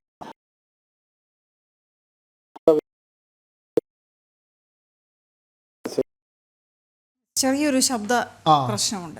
എന്തായാലും തോമസ് കെ തോമസ് പറയുന്നത് ഒന്നും ഞങ്ങളല്ല തീരുമാനിക്കുന്നത്, ശരത് പവാർ തീരുമാനിക്കട്ടെ എന്നാണ് അദ്ദേഹം പറയുന്നത്. അപ്പോൾ എന്തായാലും ഇതുമായി ബന്ധപ്പെട്ട് ഈ PC ചാക്കോ ഇന്നലെ രാജിവെച്ചതിന് ശേഷമാണ് ഈ ചർച്ചകളൊക്കെ വന്നത്. അവിടെ ഇങ്ങോട്ട് എവിടെ നിന്ന് തുടങ്ങി ഇപ്പോൾ എവിടെ എത്തി നിൽക്കുന്നു എന്ന് ചോദിച്ചാൽ രാജി ആവശ്യവുമായി വന്ന AK ശശീന്ദ്രൻ മന്ത്രിസ്ഥാനത്തൊന്ന് മാറണമെന്ന് ഏറ്റവും കൂടുതൽ ആവശ്യം ഉന്നയിച്ചാണ് തോമസ് കെ തോമസ്. അദ്ദേഹത്തിന്റെ വാക്കുകളിലേക്ക് അത് തീരുമാനിക്കുന്നു, അതേ ഇവിടെ നടക്കത്തുള്ളൂ. അല്ല, ഇത് ആഗ്രഹമല്ലല്ലോ എൻ്റെ വിഷയം. അതിന് NCPക്ക് ഒരു നേതൃസ്ഥാനം വേണമല്ലോ. NCP വഴിയിലിട്ട പോകാനൊക്കത്തില്ലല്ലോ. കാരണം ഉന്നതന്മാരായ പല ആൾക്കാരും നയിച്ചിട്ടുള്ള എൻ്റെ സഹോദരൻ തോമസ് ചാണ്ടി ഉൾപ്പെടെ നേതൃത്വം നൽകിയിട്ടുള്ളതാണ് NCP. അതുകൊണ്ട് NCPക്ക് ഒരു നേതൃത്വം വേണം, ഒരു സംസ്ഥാന പ്രസിഡന്റ് വേണം, സംവിധാനം വേണം, നല്ല രീതിയിൽ NCP മുന്നോട്ട് പോകണം. അതിനാരാണ് യോഗ്യൻ എന്നുള്ളത് ശരത് പവാർ തീരുമാനിച്ചിട്ട് ഔദ്യോഗികമായിട്ട് അറിയിക്കട്ടെ. അറിയിച്ചു കഴിഞ്ഞാൽ തീർച്ചയായിട്ടും അതിന്റെ പ്രതിവിധി ഉണ്ടാവും. അധ്യക്ഷൻ വേണം, പക്ഷേ മന്ത്രിസ്ഥാനം ആഗ്രഹിച്ചു. മന്ത്രിസ്ഥാനവുമായി ബന്ധപ്പെട്ടുള്ള ചർച്ചകൾക്ക് പിന്നീട് വഴിമുട്ടി. അതിനുശേഷം തോമസ് കെ തോമസ് എന്തെങ്കിലും ഒന്നാവണോ, പുറത്തേക്ക് പാർട്ടിയുടെ നേതൃസ്ഥാനത്തേക്ക് വരണമെന്ന ആഗ്രഹമില്ലേ എന്നുള്ളതാണ് എന്റെ ചോദ്യം. ഞാനൊരു തിരുത്ത് അതിനകത്ത്. മന്ത്രിസ്ഥാനം ആഗ്രഹിക്കുകയല്ല. 2 MLA-മാരുണ്ടായിരുന്നപ്പം ഇതേ ശരത് പവാർ പ്രഫുൽ പട്ടേലിനെ ഇവിടെ വിട്ടിട്ട് ഞാനും ശശീന്ദ്രനും പ്രഫുൽ പട്ടേലും ഇരുന്ന് സംസാരിച്ച് ഇതാണ് പാർട്ടിയുടെ തീരുമാനം എന്ന് പറഞ്ഞാൽ ശരത് പവാറിൻ്റെ തീരുമാനം 2.5 വർഷം ശശീന്ദ്രൻ, 2 വർഷം തോമസ് കെ തോമസ് എന്നുള്ളതാണ്. അതേ ഞാൻ പറഞ്ഞിട്ടുള്ളൂ. അല്ലാതെ മന്ത്രിസ്ഥാനം ആഗ്രഹിക്കാത്ത ആരാ 140 MLA-മാരുള്ള? എല്ലാവർക്കും ആഗ്രഹം കാണും. അതല്ല വിഷയം. അതിന് എന്തെങ്കിലും സാധ്യതയുണ്ടോ? ആ പാർട്ടിയിൽ അതിനുള്ള ഒരു സംവിധാനമുണ്ടോ? ആ പാർട്ടിയുടെ സംവിധാനം അത് നേരത്തെ ഇതായിരുന്നു തീരുമാനം. ആ തീരുമാനം അത് മാത്രമേ ഞാൻ പറഞ്ഞിട്ടുള്ളൂ. അല്ലാതെ നിങ്ങൾ ശശീന്ദ്രനോട് ചോദിച്ച ഇൻ്റർവ്യൂവിൽ ഇന്ന് ഈ സമയം വരെയും ശശീന്ദ്രനോട് ഞാൻ ഈ വിഷയം ചർച്ച ചെയ്തിട്ടുണ്ടോ? അങ്ങനെ ചെയ്യണ്ടേ, പറയണ്ടേ? 2 വർഷമായപ്പോഴത്തെ ശശീന്ദ്രനോട് ഞാൻ പറയണ്ടേ? അങ്ങനെ ഒന്നും ഞാൻ പറഞ്ഞിട്ടില്ല. ഞാൻ ഒരു കാരണവശാലും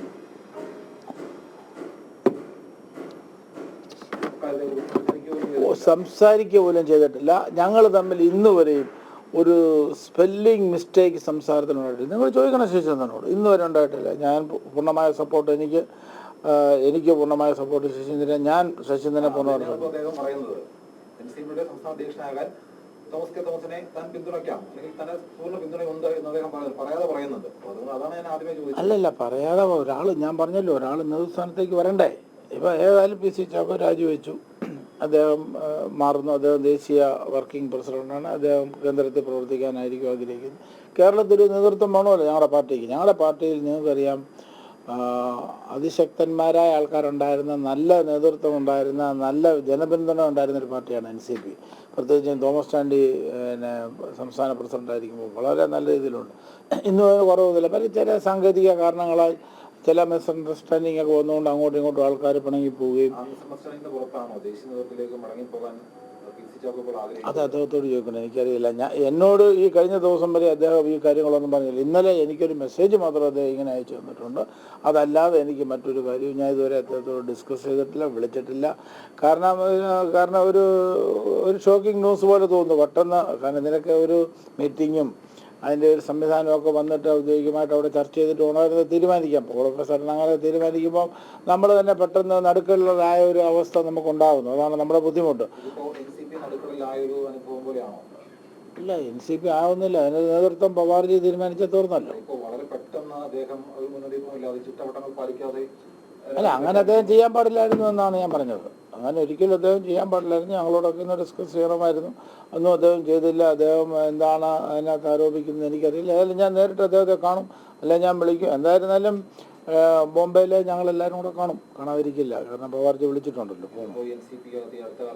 ആഭ്യന്തര പ്രശ്നങ്ങൾ കാരണമാണ് ഒരുപക്ഷെ പെട്ടെന്നൊരു രാജിയിലേക്ക് PC ചാക്കോ പോകാനുള്ള ഒരു തീരുമാനം എന്നാണ് അദ്ദേഹം പറഞ്ഞിരിക്കുന്നതെന്നാണ് എനിക്ക് കിട്ടിയത്. കാരണം ആഭ്യന്തര പ്രശ്നമെന്ന് പറഞ്ഞു കഴിഞ്ഞാൽ പല ആൾക്കാർക്കും പല തീരുമാനം എടുക്കുമ്പോൾ പലർക്കും ഇഷ്ടപ്പെടത്തില്ല. അതിപ്പം ഞാൻ പ്രസിഡൻ്റായാലും ശശീന്ദ്രൻ പ്രസിഡൻ്റായാലും PC ചാക്കോ പ്രസിഡൻ്റായാലും മുന്നിരുന്ന തോമസ് ചാണ്ടി ആയാലും ഉടവൂർ വിജയനായാലും പീതാംബരം മാസ്റ്റർ ആയാലും ഇവർക്കൊക്കെയും ഈ പ്രശ്നം ഉണ്ടായിട്ടുണ്ട് പാർട്ടിയിൽ ആഭ്യന്തരമായിട്ടുള്ള. കാരണം ഒരു തീരുമാനം എടുക്കുമ്പോൾ തീരുമാനം ശരിയല്ല എന്ന് പറയാൻ ഒരുപാട് ആൾക്കാരുണ്ടാവും. കാരണം പല ആൾക്കാരും പല രീതിയിൽ അതിനെ കൂട്ടിമാട്ടും. തന്നെ ഇന്നലത്തെ ചാനൽ ചർച്ച മുഴുവൻ NCPയെ കുറിച്ചായിരുന്നു. അപ്പോൾ NCP പറഞ്ഞാൽ പലരും പല വ്യത്യസ്തങ്ങളായ അഭിപ്രായങ്ങളാണ് പറയുന്നത്. അപ്പോൾ NCP എന്താണെന്ന് നമുക്കെല്ലാവർക്കും അറിയാം വളരെ വ്യക്തമായിട്ട്. ഇപ്പം മഹാരാഷ്ട്രയിലെ തെരഞ്ഞെടുപ്പ് ഈ ഒരു പരാജയം വരുന്നില്ലെങ്കിൽ NCPയുടെ അവസ്ഥ വേറെ അവസ്ഥയിലേക്ക് പോയേണ്ടമായിരുന്നു. കാരണം പാർലമെൻറ്റ് തെരഞ്ഞെടുപ്പിൽ 10 സീറ്റ് മത്സരിച്ച് 8 സീറ്റും ജയിച്ച ഒരു പാർട്ടിയാണ് NCP. അപ്പം അങ്ങനെ ചെറിയ പാർട്ടിയൊന്നുമില്ല. അപ്പോൾ അതിൻ്റെതായ ഒരു വലിയ സംവിധാനം മഹാരാഷ്ട്രയിലുണ്ട്, മറ്റ് പല പ്രദേശങ്ങളിലുമുണ്ട്. അപ്പോൾ ദേശീയ പാർട്ടിയാണ്. അപ്പോൾ അങ്ങനെ വന്നു കഴിയുമ്പോഴത്തേക്കും അതിൻ്റെ നേതൃസ്ഥാനത്തേക്ക് വരുമ്പോൾ അതിൻ്റെതായ ബുദ്ധിമുട്ടുകളൊക്കെ ഉണ്ടാവും. ഇപ്പോൾ എന്തായാലും NCPയെ നടുക്കടലിലേക്ക് തള്ളിയിടുന്നൊരു നടപടിയാണ് ഇപ്പോൾ PC ചാക്കോ ചെയ്തത് എന്നുള്ളത് ശരിയാണ് അല്ലേ? ഇല്ല, അങ്ങനെ നിങ്ങളതിനെ അങ്ങനെ രീതിയിലേക്ക് കൂട്ടി പറഞ്ഞ ഞാൻ പറഞ്ഞത്, ഇങ്ങനെ പെട്ടെന്ന് റിസൈൻ ചെയ്യുമ്പോൾ അതിൻ്റെ നേതൃസ്ഥാനത്തേക്ക് വരേണ്ട ഒരു സംവിധാനത്തിലേക്കുള്ള ആൾക്കാരെ ഒന്നും നോമിനേറ്റ് ചെയ്യാതെ അങ്ങനെ ചെയ്തു കഴിയുമ്പോൾ സ്വാഭാവികമായിട്ടും അങ്ങനെ ആൾക്കാർക്ക് തോന്നുമല്ലോ. അതൊരു സാധാരണ സംഭവമാണ്. അപ്പോൾ അതിൻ്റെ അർത്ഥം അതൊരു തോമസ് കെ തോമസ് ഒരു ആരോപണം ഉന്നയിച്ചെന്ന് പറഞ്ഞ് നിങ്ങൾ മീഡിയകൾ പറയണ്ട. അങ്ങനല്ല ഞാൻ പറഞ്ഞിരിക്കുന്നത്. വളരെ ക്ലിയറാണ്. കാരണം അതിൻ്റെ ഒരു ഡിസ്കഷനും ഒരു ചർച്ചയും സംഗതികളും വേണമായിരുന്നു. അങ്ങനെയൊന്നും നടത്തിയിട്ടില്ല. ഓൾ ഓഫ് എ സഡൻ അദ്ദേഹം റിസൈൻ ചെയ്തപ്പോൾ മാനസിക ബുദ്ധിമുട്ട് നമുക്കുണ്ടാവും. അത് മാത്രമേ. അല്ല, പവാർജി തീരുമാനിച്ചാൽ ആരുമാകാം. ശശീന്ദ്രനും ആകാം, തോമസ് കെ തോമസും ആകാം, മറ്റ് പാർട്ടിയിലുള്ള നേതാക്കന്മാരിൽ ആരും ആകാം. പക്ഷെ പവാർ NCP സംസ്ഥാന ഘടകത്തിൽ പ്രശ്നങ്ങളുണ്ട് എന്നാണ് നേതാക്കളുടെ വാക്കിൽ നിന്നും വ്യക്തമാകുന്നത്. സംസ്ഥാന അധ്യക്ഷൻ PC ചാക്കോ രാജിവെച്ചിരിക്കുന്നു. രാജിക്കത്ത് ദേശീയ നേതൃത്വം ശരത് പവാറിൻ്റെ അടുത്ത് എത്തിയിട്ടുണ്ട്. ഇനി ആരാണ് പുതിയ അധ്യക്ഷൻ എന്നുള്ളത് പാർട്ടി നേതൃത്വം തീരുമാനിക്കട്ടെ എന്നാണ് തോമസ് കെ തോമസ് പറയുന്നത്.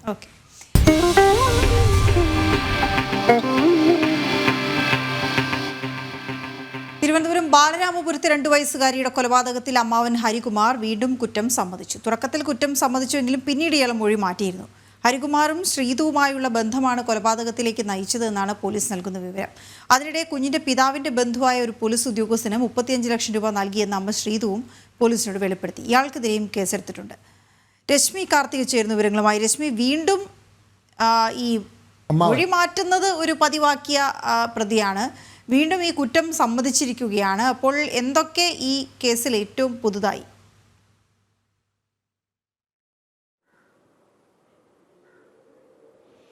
വീണ, ഈ ഹരികുമാർ ആദ്യം കുറ്റം സമ്മതിച്ചു, പിന്നീട് കോടതിയിൽ വീണ്ടും അത് മാറ്റി പറഞ്ഞു, പിന്നീട് കസ്റ്റഡിയിൽ പോലീസ് വാങ്ങി. അതിനിടയിലാണ് താനാണ് കുറ്റം ചെയ്തതെന്ന് വീണ്ടും ഹരികുമാർ സമ്മതിച്ചിരിക്കുന്നത്. ഇപ്പോൾ ഈ കേസുമായി ബന്ധപ്പെട്ട പലതരത്തിലുള്ള ദുരൂഹതകൾ നിലനിൽക്കുന്നുണ്ട്. ഇപ്പോൾ ഈ അമ്മാവൻ ഹരികുമാർ പറഞ്ഞിരിക്കുന്നത് താനാണ് ചെയ്തത്, പ്രകോപനമാണ് കാരണം, പെട്ടെന്നുണ്ടായ പ്രകോപനമാണ് കാരണം എന്നുള്ളതാണ് പോലീസ് പറയുന്ന ഒരു കാര്യം. മാത്രമല്ല, ഈ സഹോദരനും സഹോദരിയും തമ്മിൽ, അതായത് ഹരികുമാറും ഈ ശ്രീത്തവും തമ്മിൽ ഉണ്ടായിരുന്നത് ഒരു സാഹോദര്യം, ആ രീതിയിലുള്ളൊരു ബന്ധമായിരുന്നില്ല, വഴിവിട്ട ബന്ധമായിരുന്നു എന്നുള്ളതാണ് പോലീസ് പറയുന്നത്. ഈ കൊലപാതകം നടന്ന ദിവസം 29-ാം തീയതി രാത്രി ശ്രീതുവിന്റെ ഭർത്താവ് വീട്ടിലേക്ക് വന്നിരുന്നു ചടങ്ങുമായി ബന്ധപ്പെട്ട്. ആ ദിവസം രാത്രി തന്റെ മുറിയിലേക്ക് വരണം എന്ന് ഹരികുമാർ ശ്രീതുവിനോട് ആവശ്യപ്പെട്ടു. ഇത് പ്രകാരം ശ്രീതു ഹരികുമാറിന്റെ മുറിയിലേക്ക് വരികയും ചെയ്തു. ആ സമയത്താണ് ഈ കുഞ്ഞ് കരഞ്ഞത്. കുഞ്ഞ് കരഞ്ഞതിനെ തുടർന്ന് ശ്രീതു തിരിച്ച് ആ മുറിയിൽ നിന്ന് പോയി. അത് ഹരികുമാറിന് ഇഷ്ടപ്പെട്ടില്ല.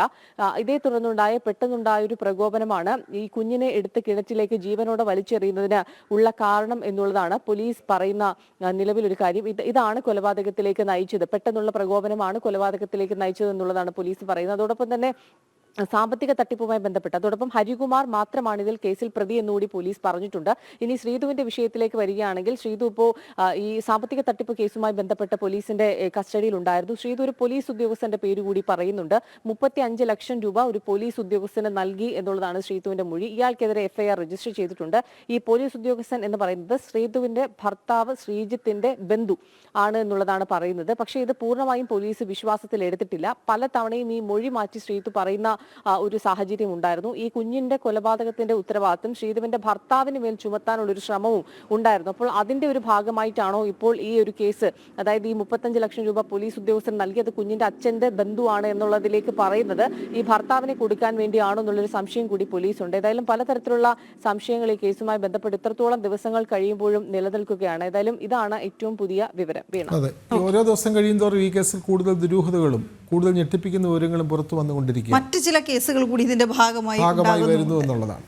അതെ, രശ്മി തന്നെ തുടരുക. മറ്റൊരു വാർത്തയിലേക്ക്. പിന്നോക്ക വിഭാഗങ്ങളിലെ ഭവനരഹിതരോടുള്ള സർക്കാർ അവഗണനയ്ക്ക് കൂടുതൽ തെളിവുകൾ പുറത്തു വരുന്നു.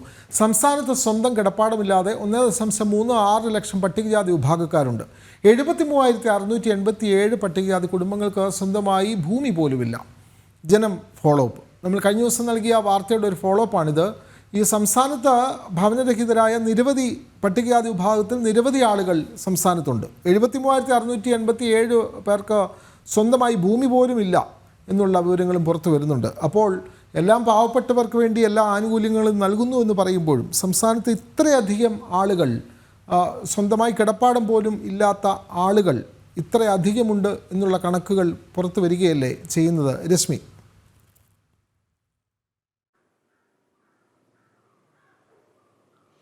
അതേ വിനോദ്, സാധാരണക്കാർക്ക് വേണ്ടിയാണ് സർക്കാർ നിലകൊള്ളുന്നത്, അല്ലെങ്കിൽ പിന്നോക്ക വിഭാഗക്കാർക്ക് വേണ്ടിയാണ് നിലകൊള്ളുന്നതെന്ന് പറയുമ്പോൾ ഈ പട്ടികജാതി വിഭാഗം അല്ലെങ്കിൽ പിന്നോക്ക വിഭാഗക്കാരിൽ ഭൂരഹിതരായിട്ടുള്ളവരും വീടുകളില്ലാത്തവരുടെയും കണക്കുകൾ അത് വളരെ ഞെട്ടിക്കുന്നതാണ്. അപ്പോൾ ഇത്രയും കാലം സർക്കാർ ഇത് സർക്കാർ തന്നെ നിയമസഭയിൽ തന്ന കണക്കാണ്. എത്രത്തോളം വീടുകൾ വെച്ചു നൽകി, ഭൂമി ഇല്ലാത്തവർ എത്രത്തോളം ആണ് എന്നുള്ളത് സർക്കാരിന്റെ തന്നെ കണക്കാണ്. 1.36 ലക്ഷം പട്ടികജാതിക്കാർക്ക്, പിന്നോക്ക വിഭാഗക്കാർക്കാണ് സ്വന്തമായി കിടപ്പാടം ഇല്ലാത്തത്. 73,687 127 പട്ടികജാതി കുടുംബങ്ങൾക്ക് സ്വന്തമായി ഭൂമി പോലും ഇല്ലാത്ത ആളുകളുണ്ട്. ഇതിൽ നിയമസഭയിലുള്ള ചോദ്യത്തിനായിരുന്നു മന്ത്രിയുടെ ഒരു മറുപടി കിട്ടിയത്. അതിൽ ഏറ്റവും കൂടുതലുള്ളത് തിരുവനന്തപുരം, കൊല്ലം ജില്ലകളിലാണ്. അതോടൊപ്പം തന്നെ ഈ ജില്ലകളിൽ 18,450 കുടുംബങ്ങൾക്കും 17,672 കുടുംബങ്ങൾക്കും സ്വന്തമായി വീടില്ലാത്തവരുണ്ട്. ഈ ലൈഫ് പദ്ധതിയിലൂടെ തന്നെ വീട് വെച്ച് നൽകും എന്നുള്ള ഉറപ്പത് ലൈഫ് പദ്ധതിയൊക്കെ തന്നെ ഇടത് സർക്കാരിന്റെ വളരെ അഭിമാന പദ്ധതിയായിട്ടൊക്കെ സർക്കാർ ഉയർത്തിക്കാട്ടിയിരുന്നു. പക്ഷേ ഇതിൽ വഴി പോലും വളരെ കുറച്ച് വീടുകൾ മാത്രമാണ്. ഇതിൽ പിന്നോക്ക വിഭാഗക്കാർക്ക് ലഭിച്ചത് 1,16,610 വീടുകൾ മാത്രമാണ് അവർക്ക് ലഭിച്ചിരിക്കുന്നത്. ഇനിയും നിരവധി കുടുംബങ്ങൾക്കാണ് ഇത്തരത്തിൽ വീടോ ഭൂമിയോ ഒന്നുമില്ലാതെ വലിയ രീതിയിൽ ബുദ്ധിമുട്ടുന്നത്. അപ്പോൾ ഈ സർക്കാരിന്റെ പ്രഖ്യാപനങ്ങളൊക്കെ വെറും പ്രഖ്യാപനങ്ങളായി മാത്രം ഒതുങ്ങുന്നു. വളരെ കുറച്ച് വീടുകൾ മാത്രം നൽകുകയും അതിനുശേഷം അത് വലിയൊരു അഭിമാന പദ്ധതിയായി അവതരിപ്പിക്കുകയും ചെയ്യുകയാണ് സർക്കാർ ചെയ്തുകൊണ്ടിരിക്കുന്നത്. ലൈഫ് പദ്ധതിയിൽ പോലും ഈ വീടുകൾക്ക് വേണ്ടി ഒട്ടനവധി പേർ ഇപ്പോഴും കാത്തിരിക്കുന്ന ഒരു സാഹചര്യമുണ്ടെന്നും ഇതിന്റെ ബേസ്മെന്റ് ഒക്കെ കെട്ടിയതിനു ശേഷം ബാക്കി തുകയ്ക്ക് വേണ്ടിയിട്ട് അവർ ഒരുപാട് കാലങ്ങളായി കാത്തിരിക്കുകയും അതിൽ ബുദ്ധിമുട്ട് അനുഭവിക്കുകയും ചെയ്യുന്ന ഒരുപാട് കുടുംബങ്ങളുണ്ട്. ഏതായാലും നിയമസഭയിലെ ചോദ്യത്തിന് തന്നെ പ്രതിപക്ഷത്തിന്റെ ചോദ്യത്തിന് തന്നെയാണ് ഇത്തരത്തിൽ സർക്കാർ ഈ മറുപടി പറഞ്ഞിരിക്കുന്നത്. ഈ കണക്കുകൾ വളരെ വലിയ കണക്കുകൾ തന്നെയാണ്. നിരവധി ആളുകളാണ് ഈ വീടും ഭൂമിയും ഒന്നുമില്ലാതെ ഇപ്പോഴും ദുരിതം അനുഭവിക്കുന്നത്. വിനോദ്. അതെ, സ്വന്തമായി വീടില്ലാതെയും സ്വന്തമായി ഭൂമിയില്ലാതെയും നിരവധി ആളുകൾ ഈ സംസ്ഥാനത്തുണ്ട്. ലൈഫ് അടക്കമുള്ള പദ്ധതികൾ നടപ്പാക്കുമ്പോഴാണ് ഈ കണക്കുകൾ പുറത്തു വരുന്നത്. വിവരങ്ങൾ നൽകുകയായിരുന്നു രശ്മി കാർത്തിക. മലയാളിയുടെ പ്രിയ കവി ONV ഓർമ്മയായിട്ട് 9 വർഷം. 2016 ഫെബ്രുവരി 13 മലയാളത്തിൻ്റെ പുണ്യമായിരുന്ന ആ തൂലിക നിശ്ചലമായത്. മലയാളിയുടെ ഗൃഹാതുരതയെ തൊട്ടുണർത്തുന്ന എണ്ണമറ്റ വരികൾക്ക് ജീവൻ നൽകിയ അദ്ദേഹം ഇന്നത്തെ പുതുതലമുറയ്ക്ക് പോലും പ്രിയങ്കരനായ കവിയാണ്.